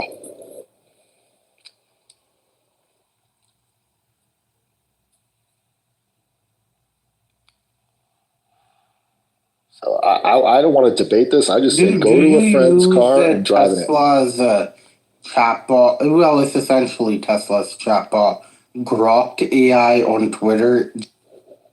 I use Claude. I use Grok. I use Perplexity. I use ChatGPT. I use ChatGPT. I use Foro Omni. Tell us about their and now I use Claude. But are you really saying Grok provides you the same quality as Claude or ChatGPT? Yeah, what was so hard? Why is Grok so shitty, Jimmy? Because do you want to know what really happened? I'm asking, like, are you guys interested in the story? Yeah, because I'm wondering, you know, if Tesla's, you're so bullish on Tesla, but, you know, Grok is questionable. Right. Waymo's ahead of them in the self-drive. Yeah, Grok is not Tesla. That's X. That's a different company. So Elon didn't want to go full force with the AI in Tesla if he wasn't going to get his shares that he was, like, the shareholders said they would give him 25% buyback of the shares if he completed a certain mission. He completed that mission. Then they went to court in Delaware and they said, we're not going to give you your shares back. So then we had to hold a shareholders meeting, which was just a month ago, or what is it, 3 weeks ago? And he did get those shares back. Because he got those shares back 3 weeks ago, now he can go full force and invest in the Tesla company because he knows that he will be there for the next 10 years. Not knowing that, he had to start up his own little AI company. That's the Grok thing. So that's like Tesla AI Lite over at X. That's not what they're building at Tesla. Does that make sense? Yeah, so he just sabotaged by taking all the chips and wasting them on that Grok. Got it. No, that's a different company. It's a totally X is a totally different company. Yeah, but he pushed all XAI is a different company. He pushed all of those A100s over there, I guess. No, he did not. No, he did not. That's what you guys are missing. That's what you But guys he was don't pissed know. he didn't get the bonus, so he did Grok. That's what you're saying. No, he did get the bonus. Yeah, but during the time he didn't get the bonus and he was pissed, he went and did this half-ass Grok on Twitter, correct? Has No, he nothing went to do and with did Tesla. XAI, which is Same separate from CEO, X. same. It's the same CEO. It's the same AI. Same CEO, but not the same AI. It's AI. It's in It's not the comparison with same. everyone else's AI, Jimmy. No, it's not the same as the data that comes from the Tesla company. Do you know about the Dojo computer, eVTOL? No, I don't know about the Dojo. Okay, look up Dojo. Abhir knows. I'm going to be quiet. Abhir, can you tell him? Like, What's the message on the? Oh, What does yeah. the Dojo have to do with? It's the Incel beer. Okay. Yeah, it's the supercomputer Elon Musk is building. So Tesla uses Dojo. Okay, so is the Dojo better than all the other competitors, or I mean, is it a winner in the future? Do you feel like Is this it is the better team than Google's supercomputer? in terms of who's going to have the best AI? Would it be Tesla, Google, or Microsoft in the future in 5 years, 10 years? Jimmy's putting his money on Tesla. He says the road is where the knowledge is. On the road and the area surrounding the road where that eye can see, right, Jimmy? It's a multimodal camera. Real world AI and data processing with Google Gemini. I think. Dude, what are you talking about? Yeah, there's a difference between real world AI, creative knowledge solutions to knowledge problems commenced, and spatial image categorization, which Tesla does. You know, Tesla sees a car in front of it, its algorithm categorizes it as a car. Okay, wonderful. ChatGPT has to answer, every single day, complex, creative mathematical problems, creative problems in a variety of areas in computer science and coding. That is like real knowledge. Being able to classify a stop sign as a stop sign or a pedestrian as is a that what you think that they're doing? is a much lower level of knowledge production. Okay, Doc, what's your background? I'm a PhD in sociology. I'm about to enter a PhD in sociology. Okay, cool. Do you have any background in programming, any kind of tensors or language models or AI? No, but I will be learning OR this year. Awesome.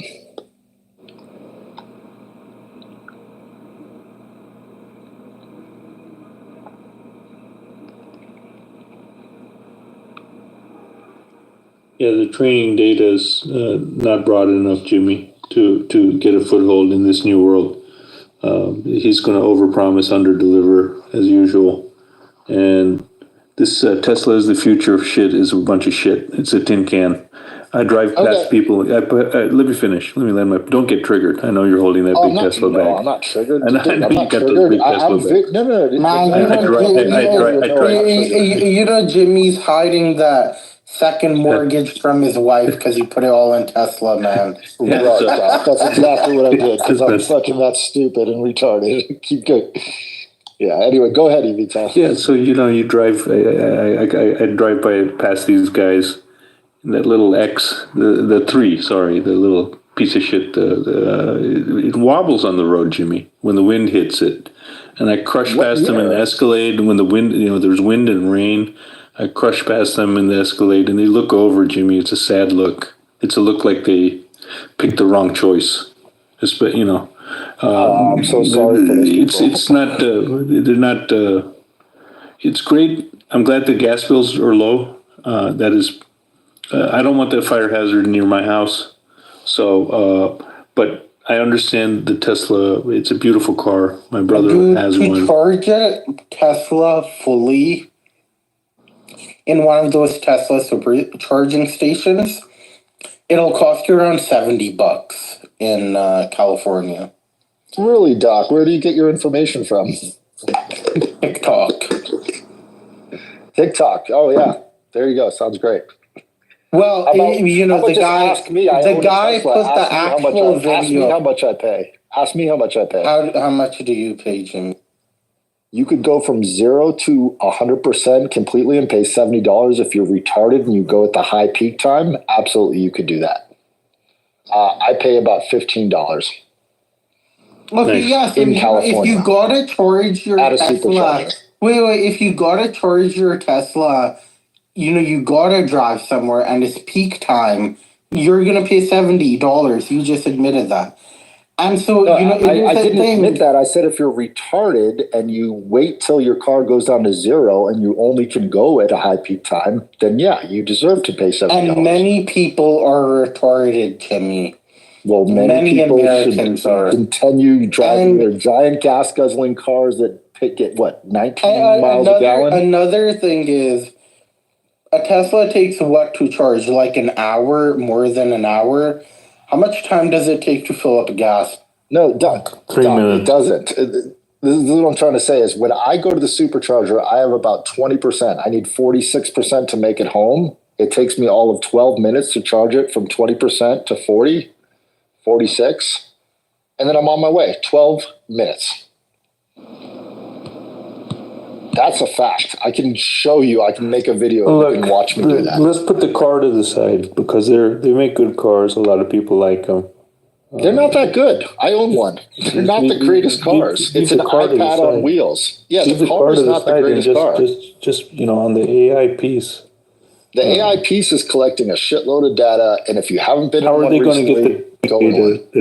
How's Karpathy going to get the training data that Google can? Karpathy already left. He doesn't work there anymore.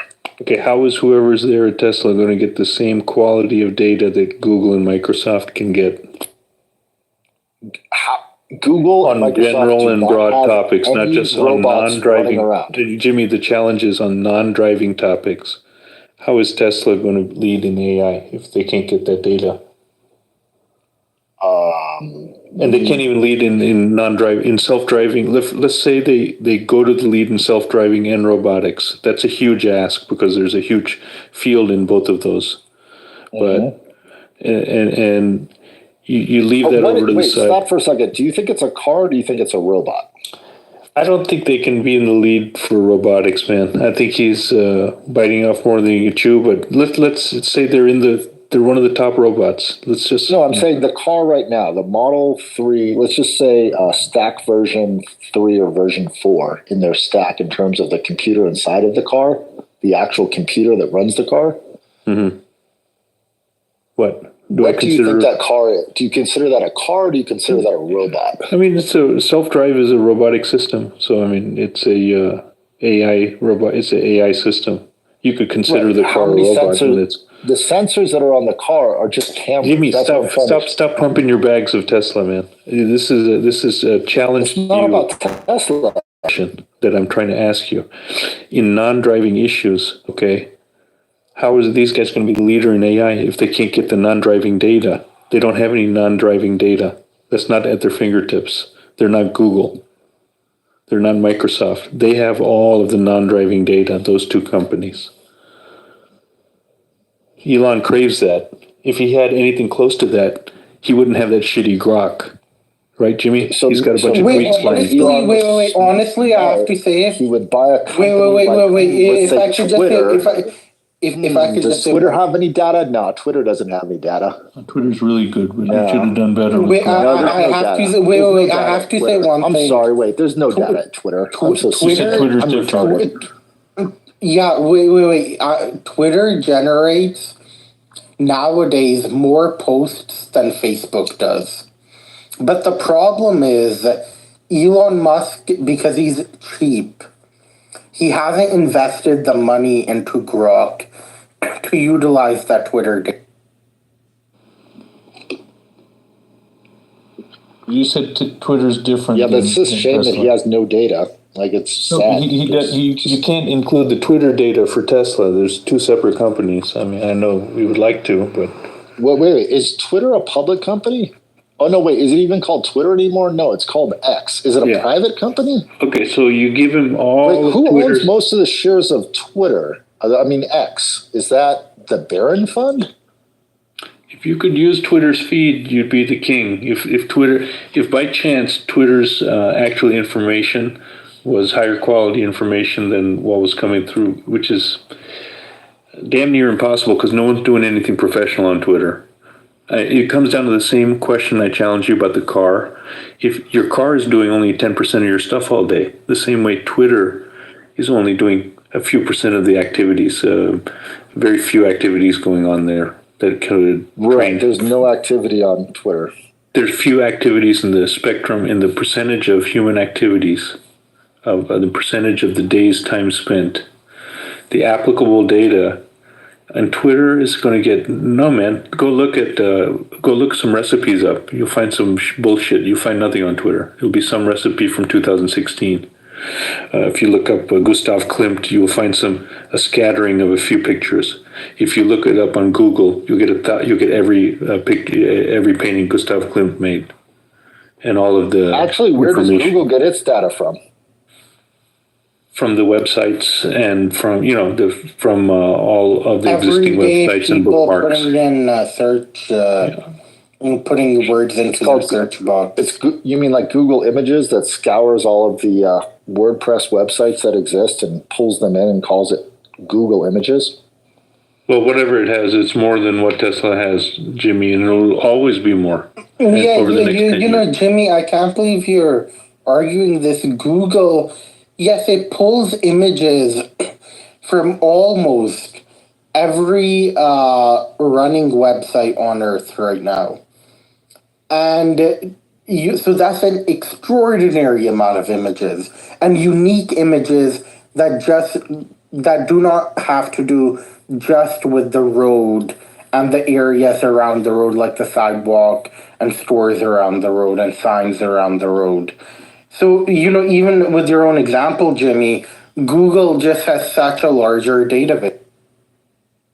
Okay, so the larger database will win. The more higher quality database will win, and which Tesla has low quality, since again they don't relate to human activities outside of a very low spectrum. Do you guys think that data alone is going to lead to a good AI? Well, Jimmy thinks Tesla will get to a good AI. I think it's unlikely that Tesla will get to a good AI compared to You guys Google. aren't even listening to what I'm saying. So that's Jimmy, why do you think that Tesla will get to a good AI compared to Google? Is that a fair statement to say? I don't even think you guys know what AI is. When you say good AI, artificial intelligence, Will that's not what we're talking about. it be comparable? You started off by asking who the leaders in AI would be, Jimmy. In real world information. Okay, so you started the conversation of who will be better. Okay. In real world, and what you think in your mind, what you've been arguing is that real world is the data that you get from websites and from phones and from Google and from Microsoft. In real world, agreed. What I'm arguing is that none of those companies have actual cameras roaming around. Google has their little 360 camera for Street View, and they've been doing quite a job on the Street View. No, not Street View. They've got Nest also. Did you forget about Nest? Nest home cameras, ADT. I don't forget about Nest. Oh yeah, they got all the ADT. They could, not that they're not allowed to probably record that stuff though. So that's probably not legally. Yeah, but illegally, sure. But what I'm trying to tell you is they'll be having all of those cameras, not just outside on every street, driving in every location all over the world, but they'll be having humanoid robots walking around in every house all over the world, collecting all that data, real world data. Yeah, I think an Android, but there'll be some robot. There'll be 20 robots that are running Android for every Tesla robot, because there'll be 20 companies, Jimmy, and they'll all have some sort of Android OS or Apple OS. There'll be a lot of companies with that data. Tesla's not going to have the only humanoid. Yeah, you look at the robotics coming out of China, they're amazing. They're already at a really cheap price point. China's producing robotics similar to Boston Dynamics. So what company made a deal with the state of China, with the entire country of China for real world data? What company made that deal? It wasn't for robots. Was it Google? No, the deal Tesla made with was it China. ByteDance? Was it ByteDance? Which company made the deal? ByteDance or... What American company made the deal? Tell them, Doc. So Tesla made a deal with China. And all the Tesla, I don't want to use the term fanboy because I like Jimmy. Let's say men who are fans of Tesla. They went crazy when it was announced, right? Tesla is getting Chinese data. But what the deal actually says is Tesla vehicles are allowed to collect the spatial data around them.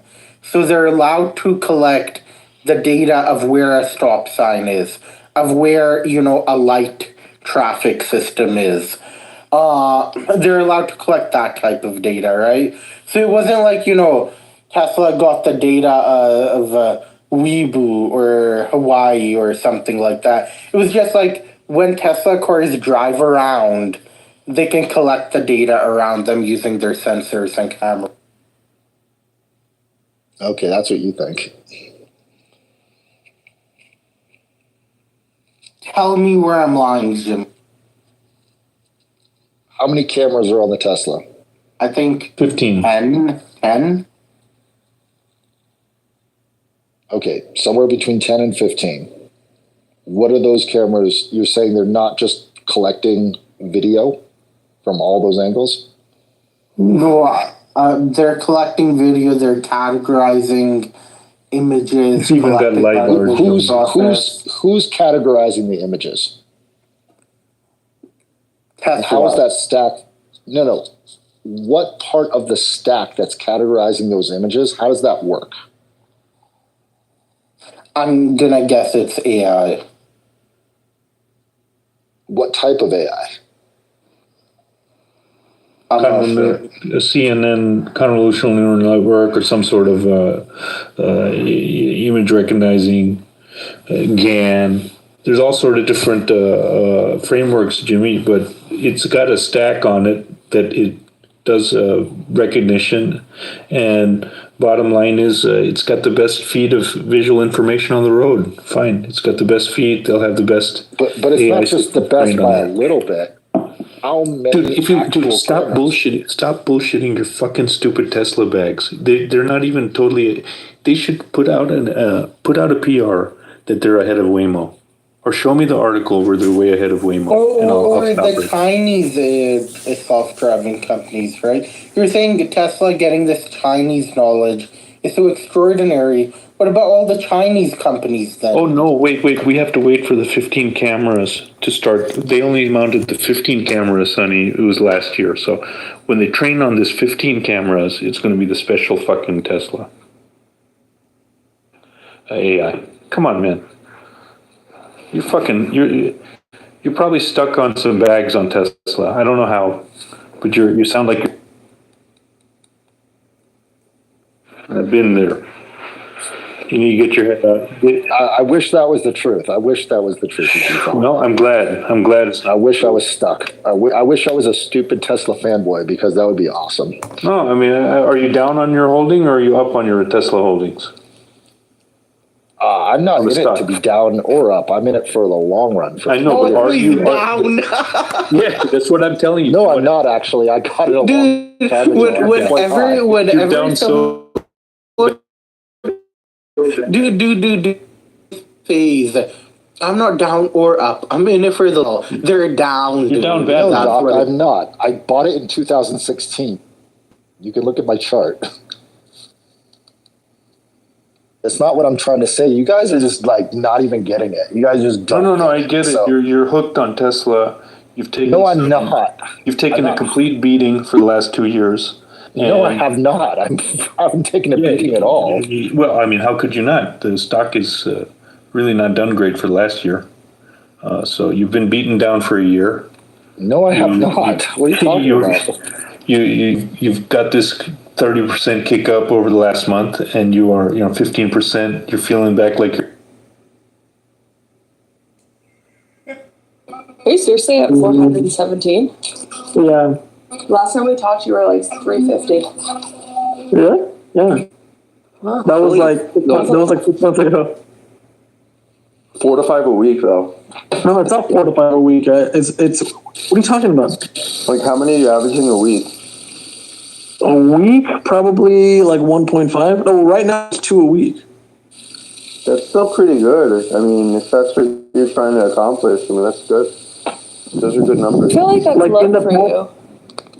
No, because that's over 100 girls a year. That's very good. Did you get an STD? Yeah, I've got an STD. No. Well, what have you gotten? I got gonorrhea like 4 years ago. What's up with your throat right now? You sound. You took a pill? I took a pill and I tested positive. I took the pill and then I tested negative again like a week and a half later. Yeah. And you know what's funny? I don't know how I got it because I wore condoms. Maybe it was a defective condom. Maybe it was in your throat. That's the other one, but I looked into that, but it's like rare. Like, yeah, they all sucked me off, but like, how rare is that? I don't know. It's possible. And then to pass it to a guy? She must have been one freaky hoe. Huh? She probably was some freaky hoe. No, she was some fat black chick. Oh, God. You're so weird how you do that. I don't know how she did it. Listen, I'll be honest. Of the 417, 20% of them, I wouldn't even show you guys. They're that ugly? Yeah, they're that ugly. That's not true. You used to send us Snapchats of it. But I'm sending you the 80%. You don't. I wouldn't even dare tell you the. If I showed you the bottom 10%, you would question my sanity, like my. Like they're Vavela, like Divunem, like they look crazy. No, like you would be like, dude, what is wrong with you? Like that kind of shit. I would say everything is wrong with you. Yeah. If I showed you the bottom 10%, absolutely. Well, listen, bottom 10%. If you're one of the, I have a friend that does it. He doesn't have as many as you. He's only at like 100 or 103 or something like that. But yeah, he's done like it all ways. He's gone like as old as I think 60 something, and then he's gone as young as like 18 or 19, something like that. No. Hey, yeah. Tiffany, are you gonna get your fucking bitch ass up here? Do I have to fucking kick you out? Is that Tiffany? Tiffany! I don't know what she's up to. Oh, is this the girl with the fake profile? Yeah, I'm gonna kick her out. Is that okay? Too late, bro. Too late. Too late.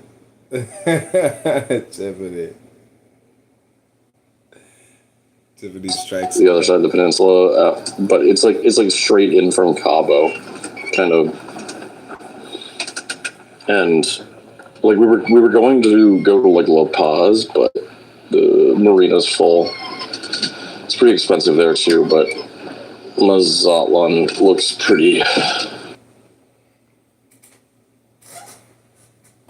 Humanoid robot. JR is right. JR knows what he's talking about. You have no idea you talk. I love you, dude. I love you. Dude, humanoid robot's a humanoid robot. Listen. You dumb motherfuckers. Hey, listen, hold on. You're a technologist. I'm a fucking domain expert. No, I'm a web developer. We both have different spheres of knowledge. You're a hospital We both have manager, different man. spheres of knowledge. You and JR are meant to be crammed into a room and just fucking crank out what a guy like me said. Tesla owns. That's the best way. Hang on. I just want to say, Tesla owns. Wait, man. Me and Doc understand. Oh God. Me and Doc understand the. Just listen. Me and Doc understand the meta. Jimmy's kind of right. Look, Tesla owns the hardware and the software. That's a fucking big milestone right there. If you own both domains, Listen. A humanoid robot is a humanoid robot. It doesn't matter. It doesn't cross function all this shit. It doesn't matter, man. It's how you. Hey, garbage in, garbage out. Fucking, you don't even understand single concept. Every company is going to make Just something. reading a lot of newspaper. That's all. You have a newspaper knowledge, man. So you think Tesla is going to be better at a robot making coffee and doing things around the house because it has? Who said that? I said driving cars will be special. Yeah, Jimmy, don't even disclose acupuncture for dogs. We are long on that. Oh, no, don't tell them up here. Yeah, they won't understand. They won't get it. Dogs can't have acupuncture. It's possible, but look, if the cars, I don't know, man. You never know with these fuckers. Elon Musk can actually reuse algorithms or data points to make coffee too, if he wants. Look, if whoever owns the hardware fucking wins the game, in my opinion. That's why Nvidia is winning. That is something you don't. Huh? What? The chips are what it is. The most important thing is to be good at software.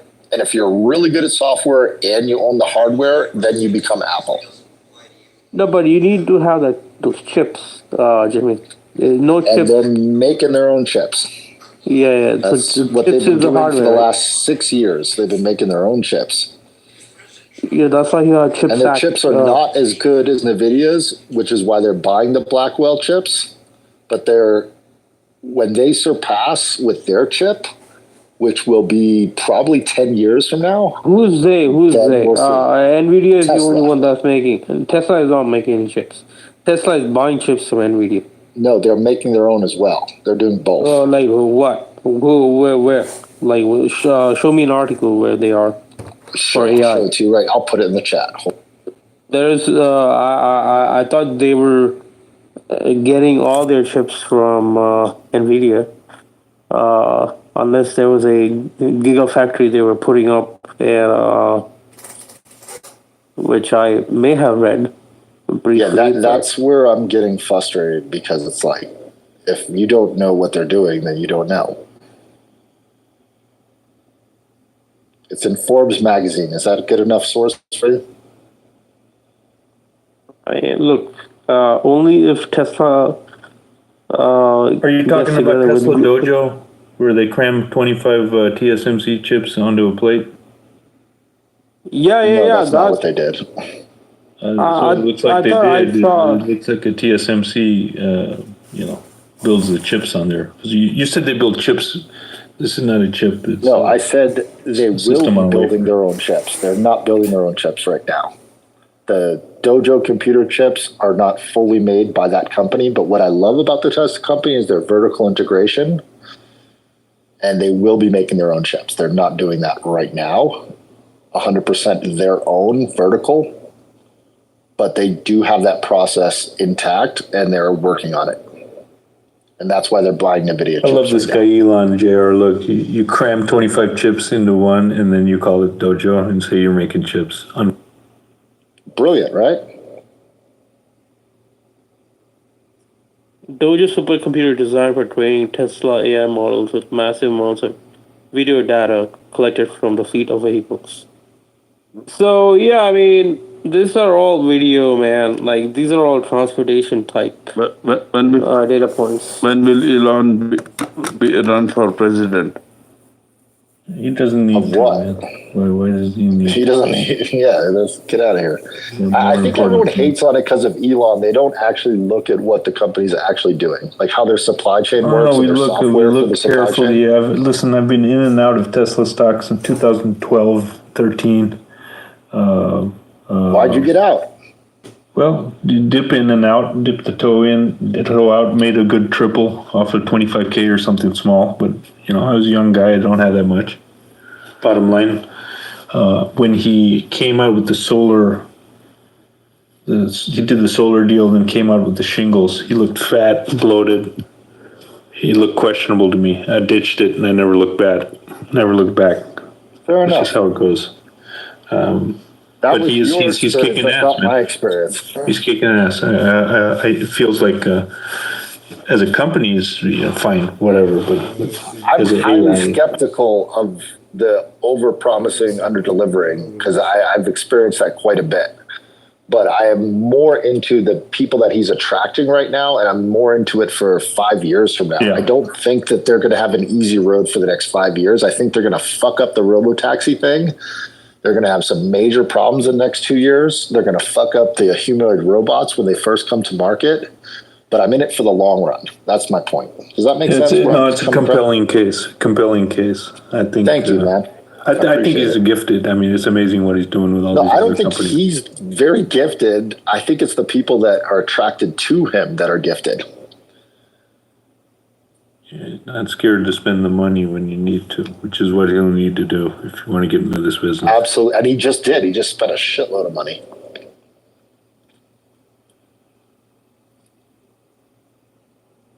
So they're not going to be the leaders in 3 years from now. They're not going to be the leaders in 4 years from now, but they will be the leaders in 7 to 8 years from now. And that's because of the team that they're building and because he's not afraid to fire people. And that's where I'm coming from. Does that make sense, eVTOL? Yeah, they're too big a little bit too big to fail and doing pretty well too. So they're going to be around. What do you think about the AI supercluster chips that he's trying to build up? Those Dojo ones? No. These are AI superclusters. So they're going to have their own inbuilt AI chips plus NVIDIA ones. So they will work as a cluster. So I think they're going to scrap everything and start from scratch in about 4 years. That's what I think is going to happen. I don't know, man. These are all theories. Who knows? Dojo's chip production. Who knows where he's going to end up? But FSD chips, Dojo chips. But he could get to where he needs to get to with the Blackwell chips that he bought. And those will be coming out in the market next year.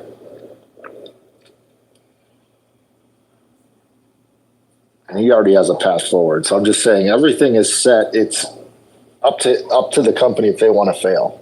They have everything set up for success. They've got the data coming in. They've got the processing. They've got the building to process it. It's not about the data, man. You can have all the data in the world, but you don't have the hardware. It's useless. It's like Yeah, but you have he's a got the train that goes hardware. at Whoever wants to buy those chips, man. Jensen is sitting and waiting for orders. Whoever wants it. whoever's going to win the quantum computers, that's going to win the race. To be honest with you, because those chips on quantum will it's just going to be a AI supercluster at a high speed. So that's the way I look at it. Guys, what about Sohu? Huh? No, that's bullshit up here. I'm sorry. I looked into it.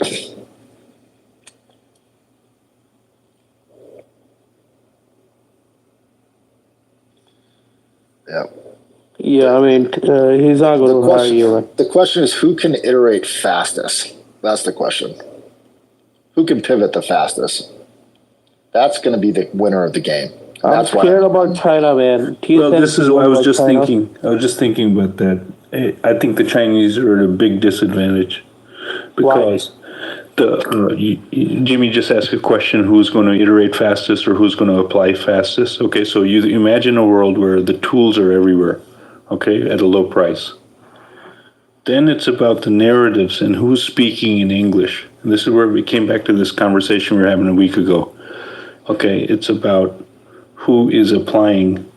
So who's going to train chatbots in, it's all in English, man. The great game is in English. What do you mean? What are you talking about, man? Like, no one cares. Look, hang on. this fucking Chinese, I work for Chinese companies, man. A Chinese trained robot. How are you going to? Okay, everything they build is in Chinese. Try figuring out their fucking AI supercluster. JR, that's not what I'm saying. Let's imagine everyone has the same good computers, okay? Imagine a world where everyone's got, it's not a race for who builds the fastest fucking humanoid robot. Everyone's got the same robots and same large language models, similar ones, okay? Now, how do you apply these tools? You'll have one group of people in China speaking Chinese trained. There'll be no interaction or how to tell a story to another person or interact with another person properly. I know it's a little racist to say it like this, but I think narrative control and I think it'll become about storytelling. That's where the transformers come in, man. Like, come on, they can easily translate languages very quickly. There's no need for Chinese can be translated to English. English can be translated to Arabic in a high speed. High fucking No, it's about influencing an American to do something, buy something, or say something. It's going to be about influencing an American to do something. I have access to American data. I can do anything I want. Good point. Tesla influenced the whole car market to pretend like they were shifting over to EVs, and that happened for a hot second until they realized they can't do it. So that ain't gonna happen. It is influence. It's a really important thing. Is the market is not what's better; it's what is perceived to be better. I don't know why they're not investing in people, man. I think this whole who's not investing in people? All these American companies. It's all about cutting, and it's not going to help. No, they're hiring. There's going to be more jobs created in the history of jobs ever. In the next 20 years, there'll be more jobs than you've ever seen jobs. People every day I hear like thousands of people laid off from Google. Facebook did the same thing. All these companies cutting. The restaurants hiring. I saw a for hire sign. They're hiring all over the place. Yeah, but there's so many. Yeah, I just came back from dishwashing. Yeah, I'm saying all the people that were working at those companies that got a fake job because they really didn't take time to learn in college their computer skills. So they were just getting by because they got lucky to get hired and they passed the test. They got fired. The people that know what they're doing are still working there. Yeah, the one with narratives, control, and good storytelling. Basically. No, good programmers, man. It's logic. I think that's going to become obsolete in that new world, Jimmy. I don't think so. Actually, I'm in that world right now. The straight up programmers, without imagination or a user interface or storytelling or something additional that the computer cannot create. Something that only I'm just saying all of my software developer friends are writing the best code we've ever written in our lives. And we have the best tools right now ever to do that. Yeah, that's true, Jimmy, with the Copilot and all that. Not just Copilot. I mean, with the GitHub Copilot. The GitHub. If you're on GitHub, there's so many great communities right now to learn how to write really good code. It's better than it's ever been ever. I mean, everyone has an opportunity right now to pivot and relearn whatever skill or aptitude they have, relearn it in a way that's deeper, more experiential knowledge that can be applied and to learn the things that they never had time to learn. This is the time right now. Yeah, I mean, I started my own company as an S Corp cybersecurity firm. So we're trying to get some capital. You know, I mean, I don't want to give out more information, but I just came back from one of these big meetings, and let's see what happens. But and then I may get into shipping industry through one of my friend here on Clubhouse I met. So let's see.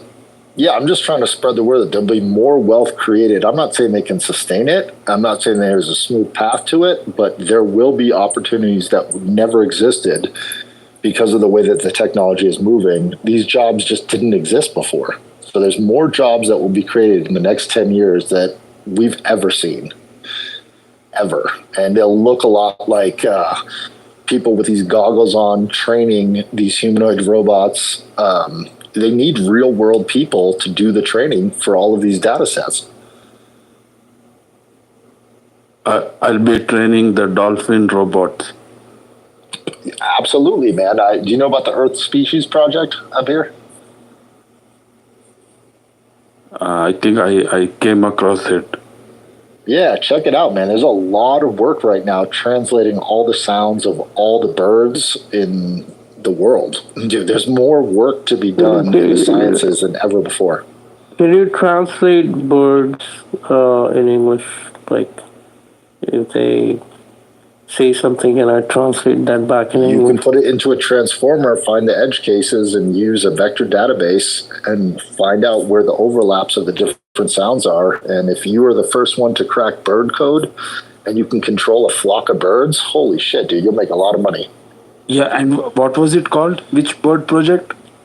It's Earth Species Project, ESP. You can look it up on Google, Earth Species Project, and it's all AI and language models.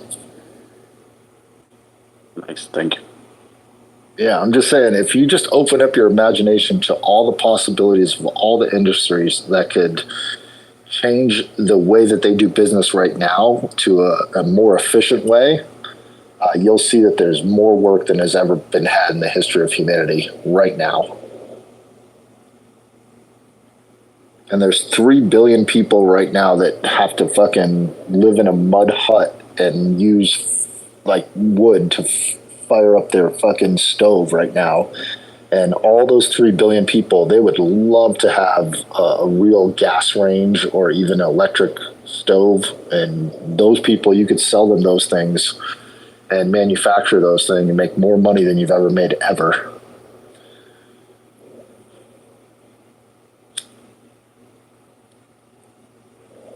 Think about helping your fellow human.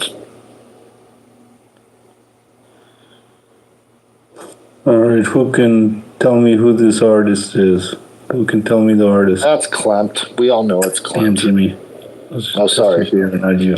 Sorry, dude. I think Avtol is going all into AI now. No, see, that's a good one. That would be probably tough for an AI that doesn't have an image database.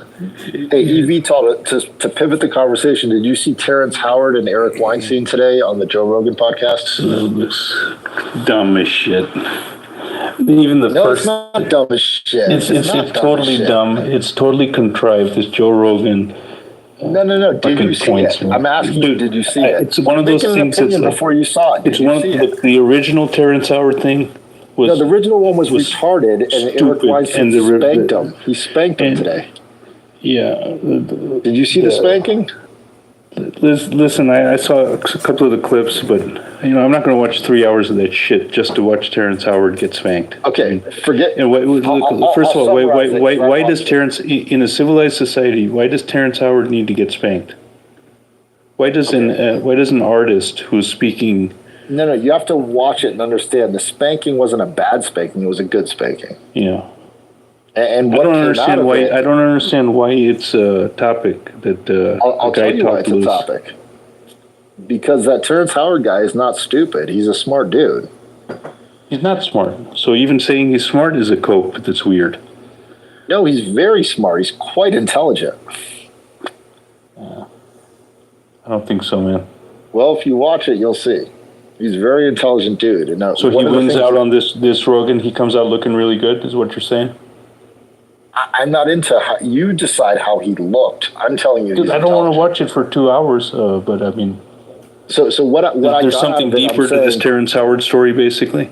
Yes, and what it is his idea of having 6-axis rotating drones that can move spatially, like using a mouse, but like think of a trackball. Imagine using a drone that can move with a trackball. Yeah. That's Those genius, are dude. Well, I mean, it's something that's basically like BBs-2 from Star Wars or But any floating other, in the air. Yeah. Any other, like a ball, like. So I'm saying if that technology gets advanced, StarCraft. Think of DJI. Like you start getting from a 4-rotor helicopter to a 6-rotor to a 12-rotor. Yeah, but how is this compelling, other than like different than a college kid smoking a bong and talking with you? What's? I'm talking about laying tiles on a roof with robots. No, not what you're saying. What Terrence is saying. I don't care what Terrence is saying. I'm talking about using the technology that he's coming up with to make robots.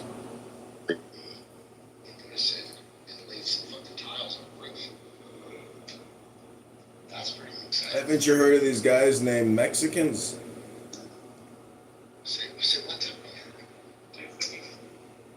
They said I saw these 4 Mexican guys putting on a new roof next door. I was like, holy shit, these guys are good.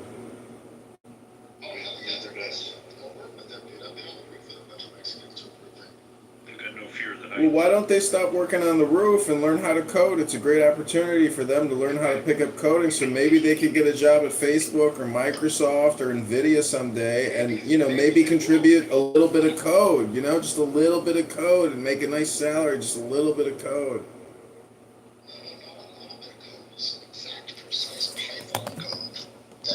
Paco knows how to do that you don't know. I bet Paco is a better coder than you, Tiffany. Well, the point is the meme of learn to code has already been thoroughly discussed. I mean, I used to live in a building with all H-1B visa software engineers, and they're all Indian. I said, how the fuck could they all be Indian? And somebody's like, weird, we got 1.4 billion people, so that's like 120 billion engineers. We got a lot of engineers. I was like, holy shit. Yeah, man, and there's a lot of Mexican engineers coming up too, so watch out, man. I'm being facetious. I know. I'm just trying to say I love my Mexican friends, and a lot of them are super fucking smart, so. They're not just roofers, is what I'm saying.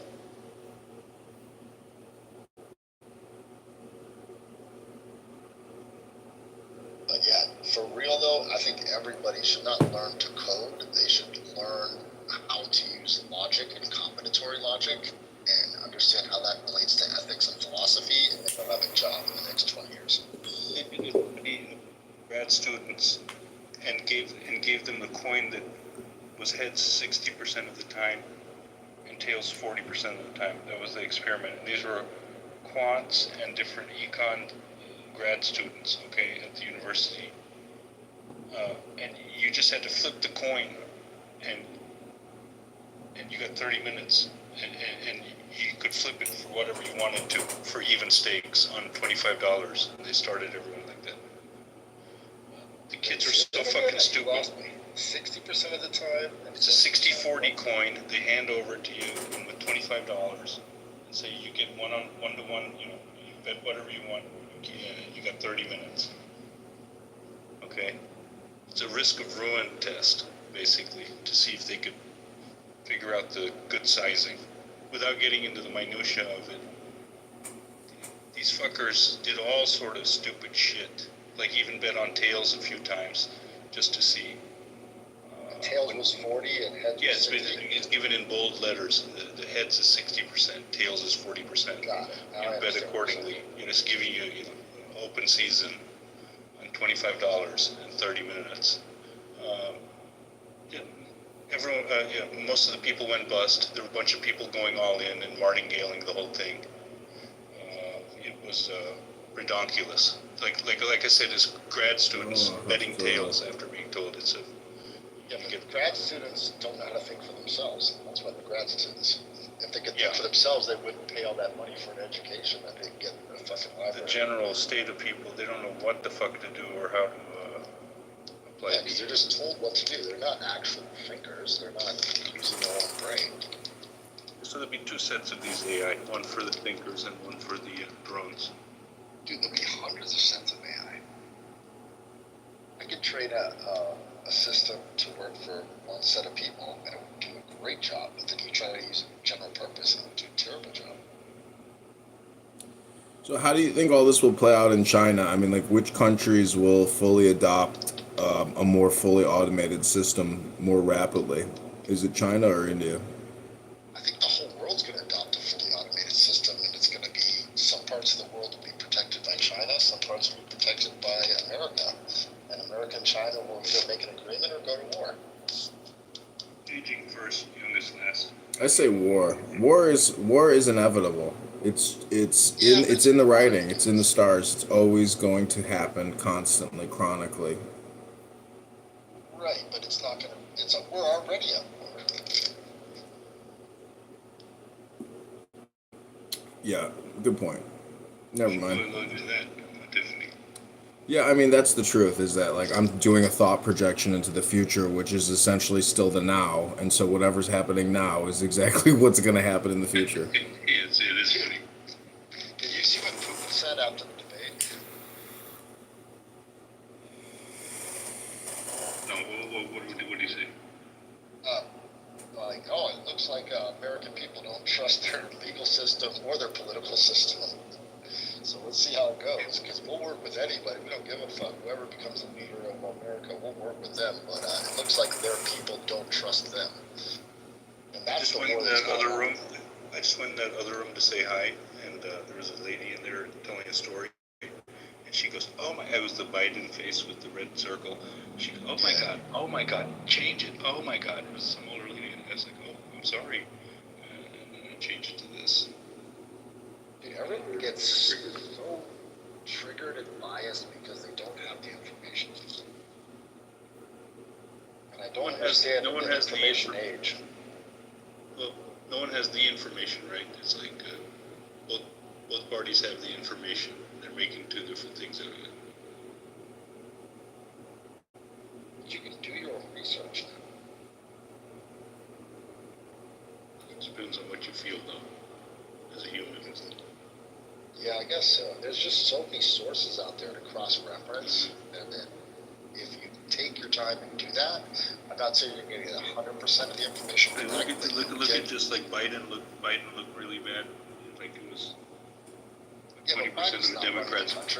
I know, but just like discussing, hey, Biden looked bad, and just doing that fact for the information, that's been a 2-day drama, and still 20% of the Democrats, still 20% of the Democrats say he didn't look bad. So I'm hoping the Democratic Party, I hope they put another face up before the, when is the Democratic National Convention? End of August. It's August what? Like August 23rd or something. I don't know. End of August. Yeah, they have between now and August 23rd to figure this shit out. They don't have to. He could just walk up to Manton and take the nomination and then put the knee down. And it's actually optimal because he can then pick who is having clinched the nomination. He could win that way. It's possible. Yeah, if he bows out right now or releases his delegates, it will then be a shit fight for who can. Good point. But he spent 4 years vigorously defending the nation as a patriotic president. He worked so hard for us, and we throw him under the bus because he has one bad debate performance. We're so cruel, even to our own presidents.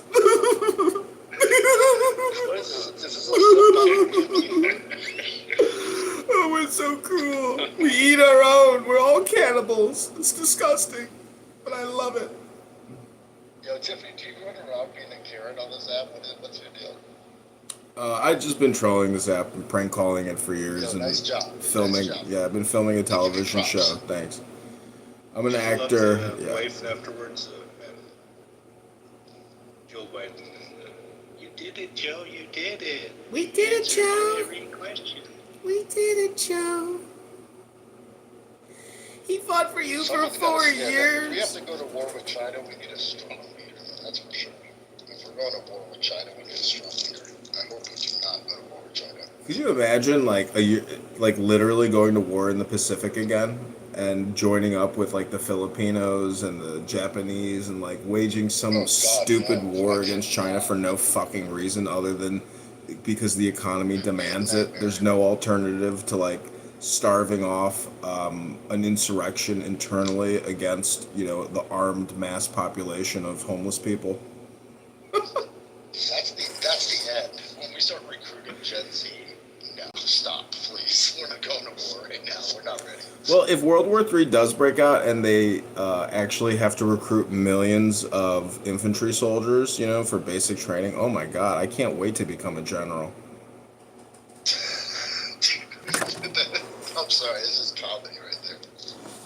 It's true. Think about all the generals during the Confederacy who were like 16 years old, you know?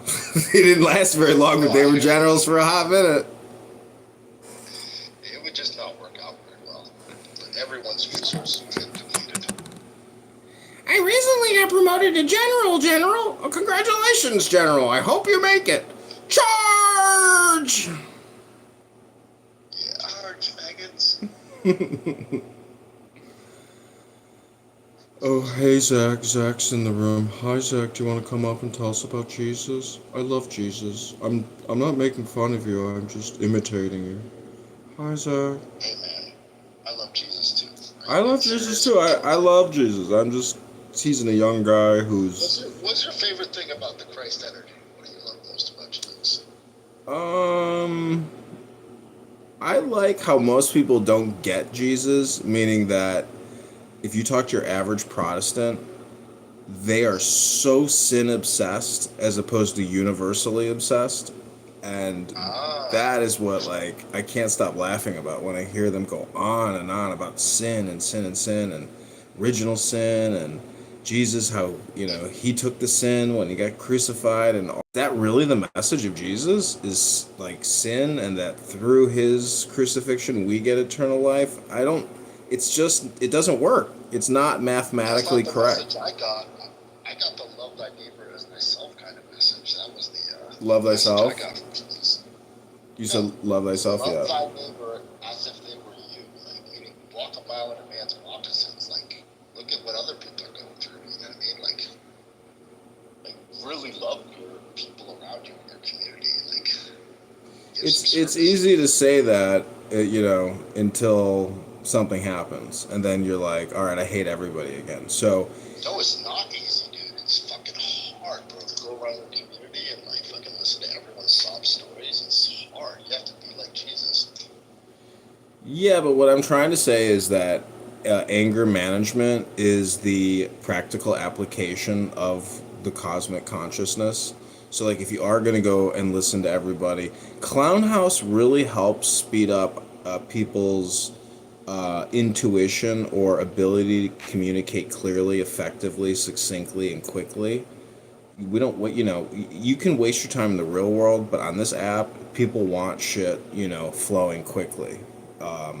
I'm just saying that anger management is the secret of all wisdom materials for the most part. It deals all with anger management, which is, you know, love thyself, love thy neighbor. So if you have that cosmic consciousness, like, you're gonna love your neighbor because you love yourself. If you want the good life and you have love in your heart, people are gonna love you. You're gonna love them no matter how disgusting they are. You know, that's the whole Stoic There you thing. go, man. That's a real Christian.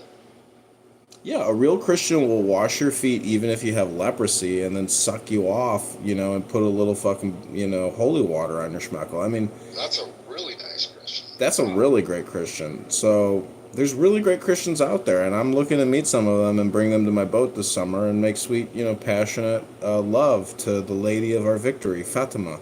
But you will get married, right? Well, when you get laid, you get married, cosmically. That was your destiny, to lay that girl. Fair enough. You may not be with some, you know, Fagula priest in the Catholic Church, but, I mean, you know, Rabboina Shalom. Dude, if it's coming from a pure place and a pure heart, give her the pure D.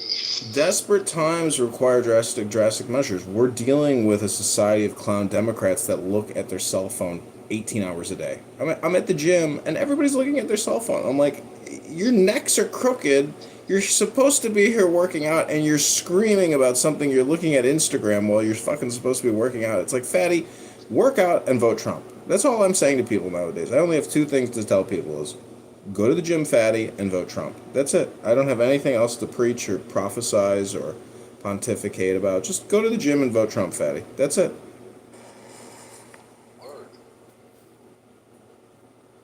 There's nothing else to be said. It's like, oh, you don't believe in God? Well, that must suck. All right, go to the gym. Why are people so fat? Like, what are they doing? Just eating whatever the fuck they want and not thinking about it? There's no consequences?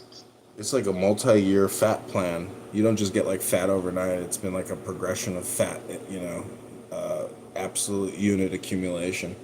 Yeah, but that breaks down your joints, dude. Like, don't they want to, like, stop that? So I saw these two fatties on the treadmill at the gym today. They just did like a power walk and they left the gym. So what they're doing is they know that they need a bare minimum of a heart activity to stay alive. So they get just enough to keep that ticker going and they go straight back to the cell phone and they leave the gym. I was like, holy shit, like Get a giant pizza off. I can't believe it. They got this figured out. It's like they do just enough so where they don't have any heartburn. But not enough to lose weight. We're our own worst enemies, and did you ever hear? I hear you, man. Did Christ ever say that? I mean, I never heard him say that. I think he did probably in his own way. He said the kingdom of heaven is inside of us. That could be flipped around to we're our own worst enemy. Yeah. I mean, there's a saying, it's like, God tells you to forgive your enemies, love your enemies. So I forgave myself and I stopped, I started loving myself, that kind of thing. I mean, it's like, the thing is, we are so crammed and so fucked with our time, I mean, people don't even have time to wash their feet. So people don't have time to wash their ass. It's like, there's just not enough time. That's a good point, dude. Is there a lot of people running around with dirty ass cracks and dirty feet? Oh, God, yes. You know how many girls I have stuffed? You take a look at their feet and you're like, Jesus Christ, every girl's feet is dirty? They can't get to those places that do the... Is every girl's feet dirty? What the fuck?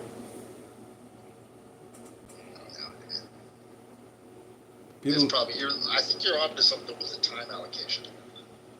Well, the humankind was, especially America, was supposed to work its way out of the grind, meaning that we should all be born with a $400,000 check as opposed to a $400,000, deficit. So we squandered it all since 1946. I mean, it's just been one horrible degradation of the dollar. The baby boomers learned how to fucking make money in the 80s, bro. They did. That's true. Those junk bonds, they figured it out. Well, that's just another slick way of financing. I mean, that whole movie with Casino with Joe Pesci. It's like all Vegas is built on junk bonds. It's like, all right. I mean, what were the yields? Who was buying them? I mean, that's the thing. It's like capitalism, especially with the Federal Reserve and banks. I mean, you see all these regional banks with their offers and everything. It's like, I don't know. The system to me is so crazy. I remember in the 90s, South Dakota banks started popping up, Capital Ones and all that shit. This is the greatest secret about Wall Street and retirement, is that a majority of people who spend their whole lives saving and investing and doing an analysis of the stock market to prepare for their retirement never get to enjoy their fucking retirement. So, if you look at the actuarial mortality tables, and you can actually see how much money just gets like reabsorbed, through fiduciary or through the courts, through probate. Anyways, I'm just saying that, like, it's just kind of crazy how we live in this huge communication hypnosis where your retirement is actually spending your money, not like reallocating it in a different, mutual fund. It's like, what the fuck? People sell your shit and run and fucking live. Live, everyone, live. Dude, you know what I think is so funny about humans is everyone's like, oh no, I don't want the last piece of pizza. Oh no, I don't want the last piece of pizza. Like everyone's always trying to be nice and polite and that, but they want the fucking last piece of pizza. You know they do. Everyone's so greedy, they just pretend not to be. I was at this. Yeah, go ahead. I was at this really famous hot dog stand today, and there's this guy talking to this girl, and he's like, yeah, so he says to me, how much did you sell your company for? He's like, $70 million. I'm like, oh shit, this guy's worth a fortune. And then I'm like listening a little more, and then I realize the clown house kicks in. I'm like, oh, everything everybody says is always a lie. Like, this guy is just, a fucking loser. So then... If you really made $70 million, you'd be shut the fuck up. So then he starts, what was this thing he said? Anyways, I guess the point is, people just talk, so there was a little bit of chocolate milkshake left. He's like, do you want the rest, baby? He's like, you're not baby. He's like, do you want the rest? Do you want the rest of that chocolate milkshake? And it's like, he's trying to be nice. I don't know, is he trying to get in her pants? It's like, because people don't know about Clubhouse, so they are literally running their mouths in the real world with people that they really know. And so they're really wasting their lives with tremendous amounts of useless discourse. You come to this app, there's no consequences for wasting people's time. In the real world, people don't necessarily appreciate it, but they might suffer it because they need you, or something like that. So I'm just saying that in the real world, people need talk therapy more than ever before. They need Clubhouse more than... If anything, they should reskin this app and just call it talk therapy. Or call it, something to that extent. Like where they charge a monthly subscription where people can just talk with each other. I mean, it's ridiculous, but that's what's happening. People are doing talk therapy. That's why I'm on this app right now. Yeah. Because otherwise I go try to talk to my wife and she's like, shut the fuck up. Exactly. I don't care about Tesla. I don't give a fuck about fucking automated driving system. Shut the fuck up. About your thoughts on China? Shut the fuck up. Oh, you think Nvidia's gonna go down 20%? I don't give a fuck. Go cook me some chicken noodle soup, bitch. Shut the fuck up about your Nvidia, bitch. Get me a chocolate milkshake, bitch. Shut the fuck up, Nvidia. Like, you go into all these stock rooms or the Bitcoin rooms, and it's like, you hear them, like this one guy's like, oh, I just got my nails done. And my wife's like, you're gonna miss your nails appointment.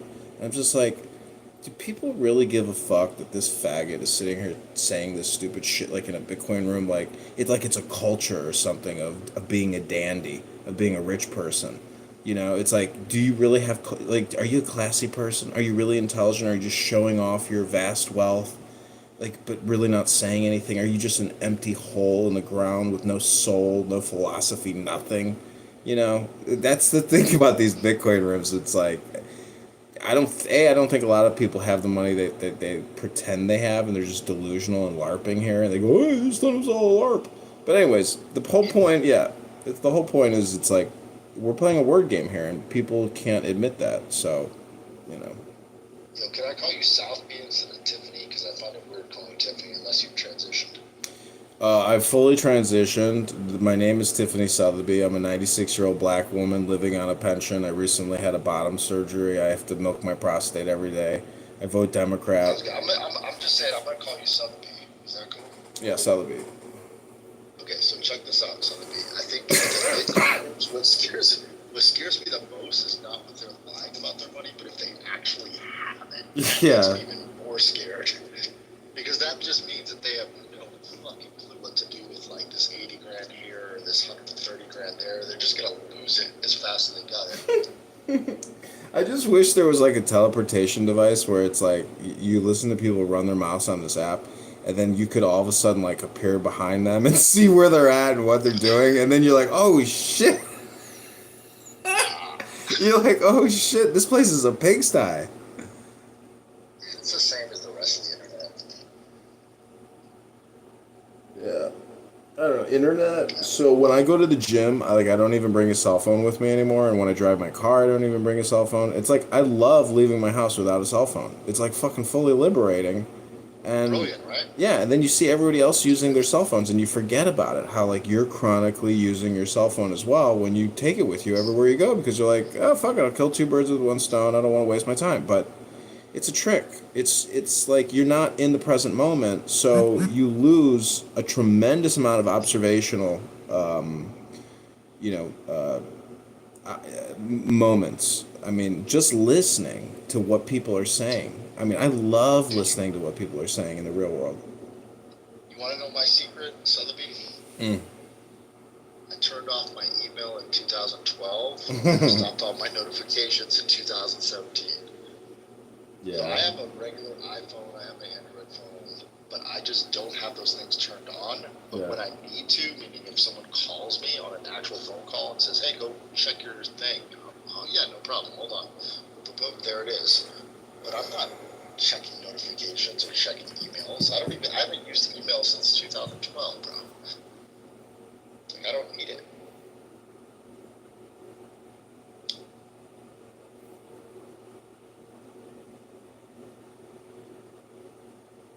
Like, it's such a waste of time. People just wasting their fucking time just running through everything.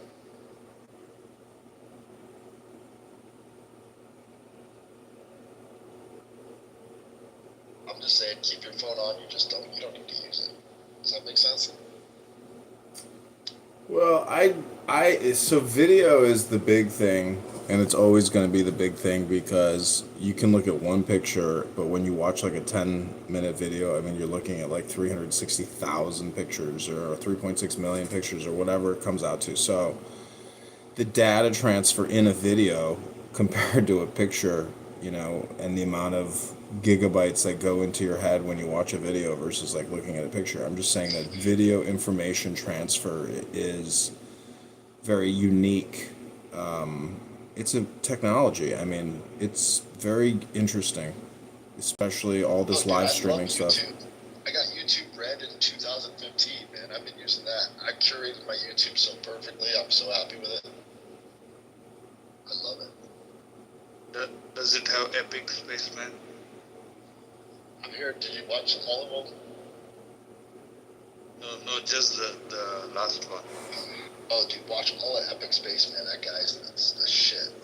I think the best communicator I've ever seen on YouTube is Epic Spaceman. Oh, just skip it.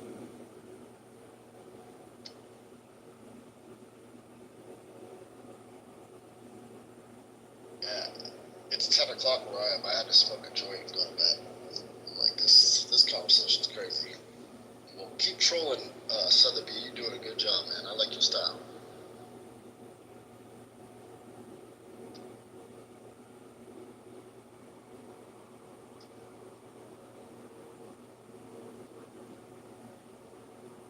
Up here, thanks for being so cool, man.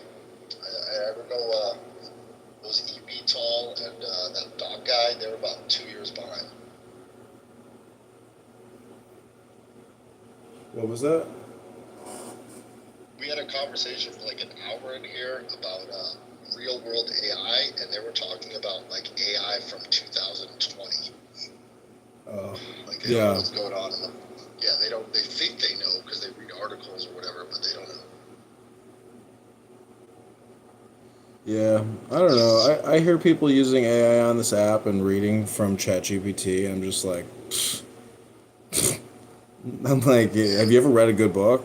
I mean, because like ChatGPT can't even come close. I mean, it can't. Yeah, it's a predictive text model. Yeah, so I just don't see. I mean, the cliche term, because the universe is technically AI. So this like new is really just more communication. It's not really anything new. It's just more communication. Dude, not to get too stony because I just smoked a joint, but like all that information was invented 6,000 years ago. Like you can look it up. They had all that shit. Like they were way advanced back then. We'll bring Zach up because Zach might tell us about how in the Old Testament or in the New Testament there's signs of AI in the scriptural writings. Yo, stop. Down with Zach. Zach's a cool dude. He never done me wrong. What did he do to you? Nothing. I know he's giggling listening to me imitating. I'm just teasing him. Okay. I don't know you guys. No. I'm just trying to He's annoying though because he used to. I don't know if he still does it, but he used to create these like 666 Satan rooms or something.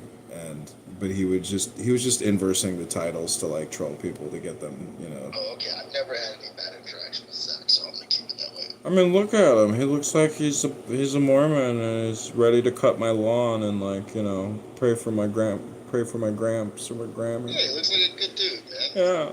Yeah. He's probably Dexter. He's probably killed like 13 people and he's a cannibal, but you know, he's a good guy. I don't know. You don't know. We don't know if anybody here is a cannibal. Who knows? We might be talking to cannibals. What's wrong with that? Eating each other? Hey, man, if you know how to cook it, if you know how to rub it. Oh my god. Oh my god. I'm reporting you. I'm reporting you for cannibalism. If you can tenderize it. I'm reporting you for cannibalism. Sorry, this conversation is over, Jimmy. The good thing is all the cannibals are dead because apparently there's something called prions, which I heard about this. That's what I'm saying. If you know how to cook it and you can get the prions out, go for it. But I don't think you can. Like, I don't think you can. Just be an advisor has to know take how to do it, no responsibility overall. Go for it, bro. Good luck.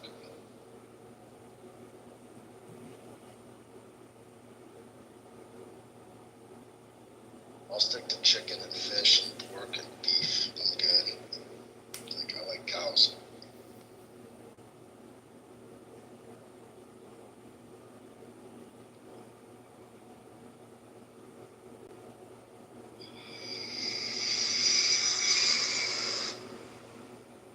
What does that sound mean, bro? What are you trying to say, bro, with your sound effects? I think he's landing. Where are you? In Abu Dhabi, where are you at, or what are you doing now?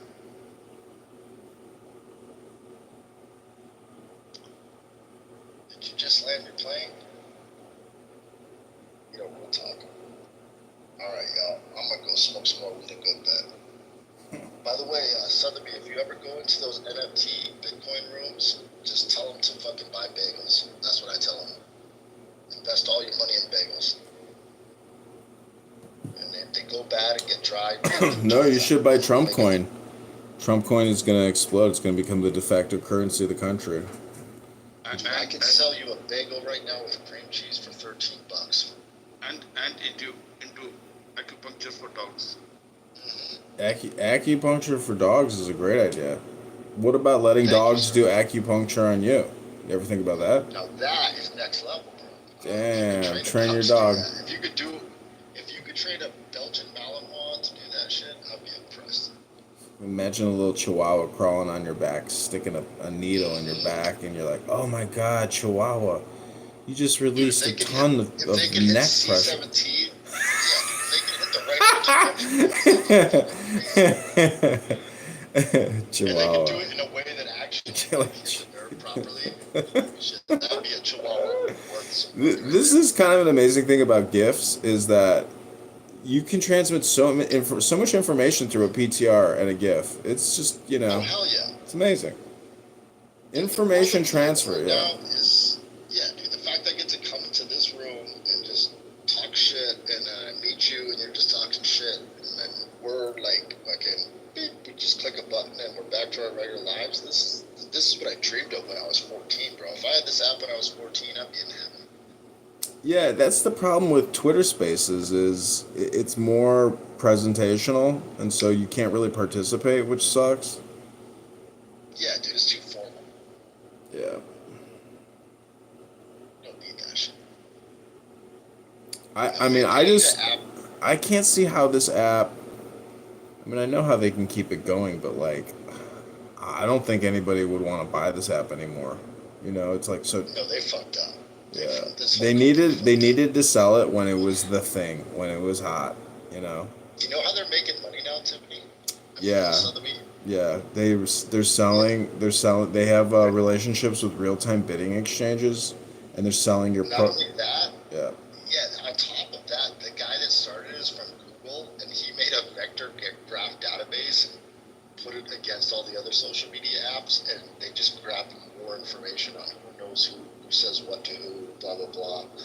I mean, they're doing well enough to keep the app going right now. Let's see how they do in the future, but they're selling tons and tons of data. Yeah, I'm sure they have like, you know, contractual relationships where it's not like, how much did you buy? How much did you sell us today? Where it's like, because of their previous relationships and whoever their investors are, they have, you know, I'm sure they're still losing money though. I guarantee you that they're not fucking I making guarantee money. if we keep talking about dogs and I start mentioning dog shoes and dog sweaters, I guarantee I go into my browser and it all pops up. And Oh, that's nothing. Let's talk about roof repairs. I think you got to get your roof repaired this summer.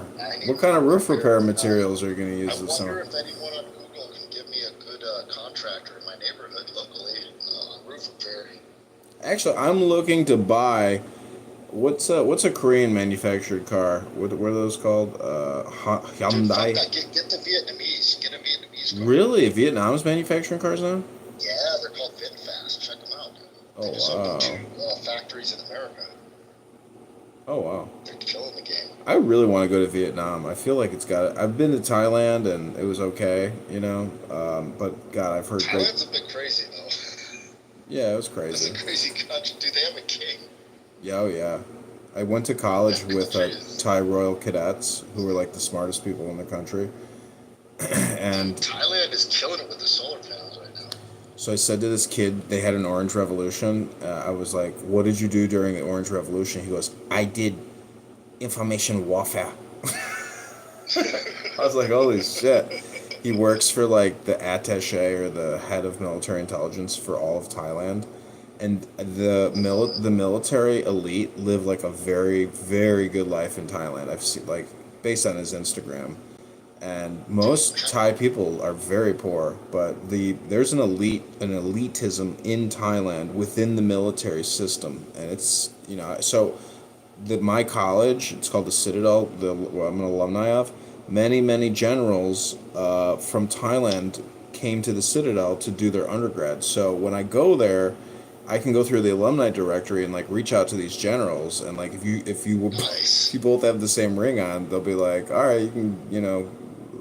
I mean, they're just friendly. They just want to talk to you. Yeah. But like they might, you know, entertain you. Huh? Buddhist people. I like Buddhist people. They're just cool as fuck, dude. They Oh yeah. believe in reincarnation. Om Mani They Padme believe Hum. in gifts. They're not like Christians. Christians are so brainwashed with sin. I mean, you fuck a Buddhist in the ass, they'll wash your feet and suck you off. And give you a gift, and vice versa. You got to give them a gift. I mean, I'm just being facetious here. Nobody's as great as a Christian, right, Gio? Especially a Korean church. The dedication of Korean women to Jesus and Mother I'll Mary. leave you to your trolling. Nice to see you all. Peace to the gods.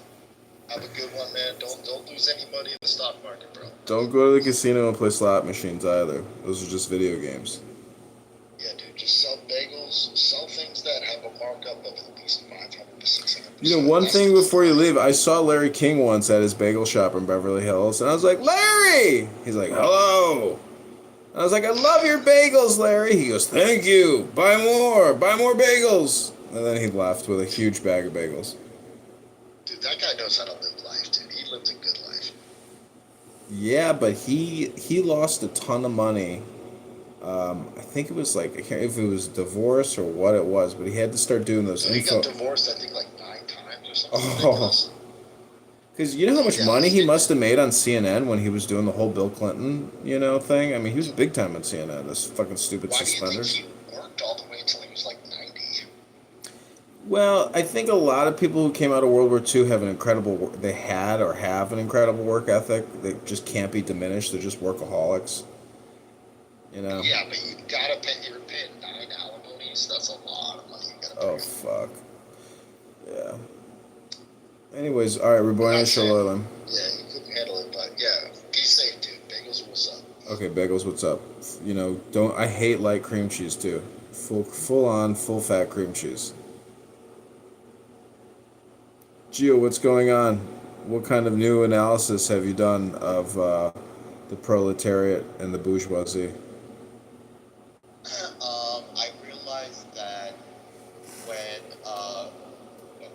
won't push their values on liberals and atheists because they don't want to be totalitarian, right? They don't, we would call it a tyranny, right? But when liberals do it to us, we call it.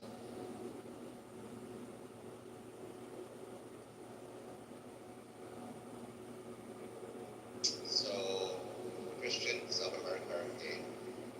There you go.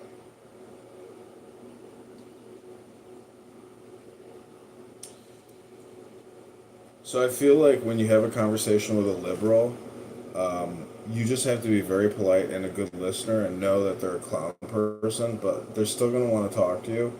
But every time they run their lips, just know that they really have nothing important to say or useful, to you, the listener. But it's your duty as, somebody who may have to tolerate them, to listen to them, to be polite. And that's all it really is. It's just an exchange of politeness. And they don't even know that they're rude, obnoxious, idiotic terrorists. But yet you, as a good Christian or Republican or Protestant or conservative, are doing them a favor because they don't know Clown House exists and that they can just come here and run their fucking mouths here all day long with a whole bunch of other deluded, delusional people and not have to waste people's time in the real world. And their time as well.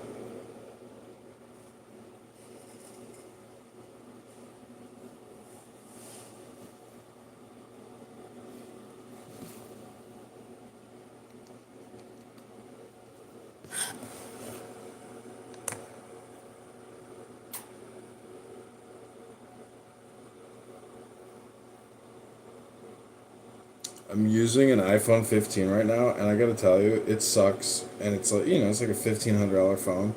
They made the fucking casing out of titanium, and it's so literally, how the fuck do you release a new phone and it's worse than the previous model? So that's the kind of economic or manufacturing system we're living in. The Chinese are getting sick of making shit. Everything sucks. I just bought this like juicer. I put it in the dishwasher. And it ruined the whole fucking thing. It's made out of lead, and it was spray painted in some kind of like metal gloss. Hey, I washed it, all the gloss comes off, and I'm like, oh great. I didn't know I was squishing fruit with poisonous lead metal. Just recycled metal. I'm telling you, the Chinese cut corners like you can't believe on everything, and it all flows through Walmart and Amazon and Ross and all these other major retailers. But the product quality just keeps degrading and getting worse because, who wants to keep making shit?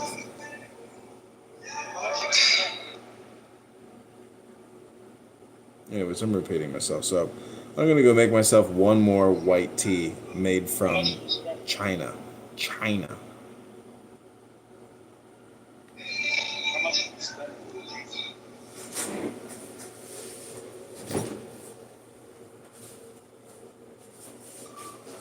Tell me your report without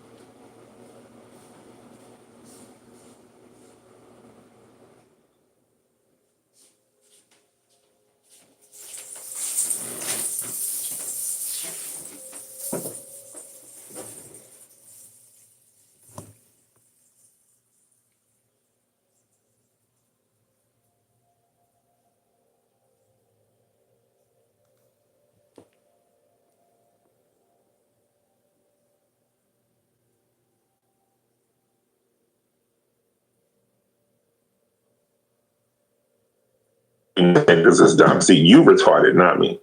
But when it comes down to, I've been saying stuff like that. You can find my clips days on days on days on days back in the day. Well, he dead, so he can't be no GOAT. He's probably Curry GOAT, 8, period. But you can find clips of me for days saying clips like that.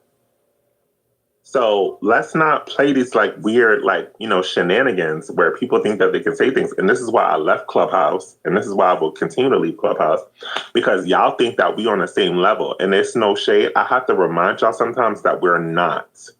We're not on the same level. Just because, you've been sucking black dick, more black dick than I have, that doesn't make you qualified to speak on this topic. When I speak on things from a psychology perspective, right? I speak on things from a perspective that some of these people will never know. And that's just on that. Okay, so I'm gonna shut up.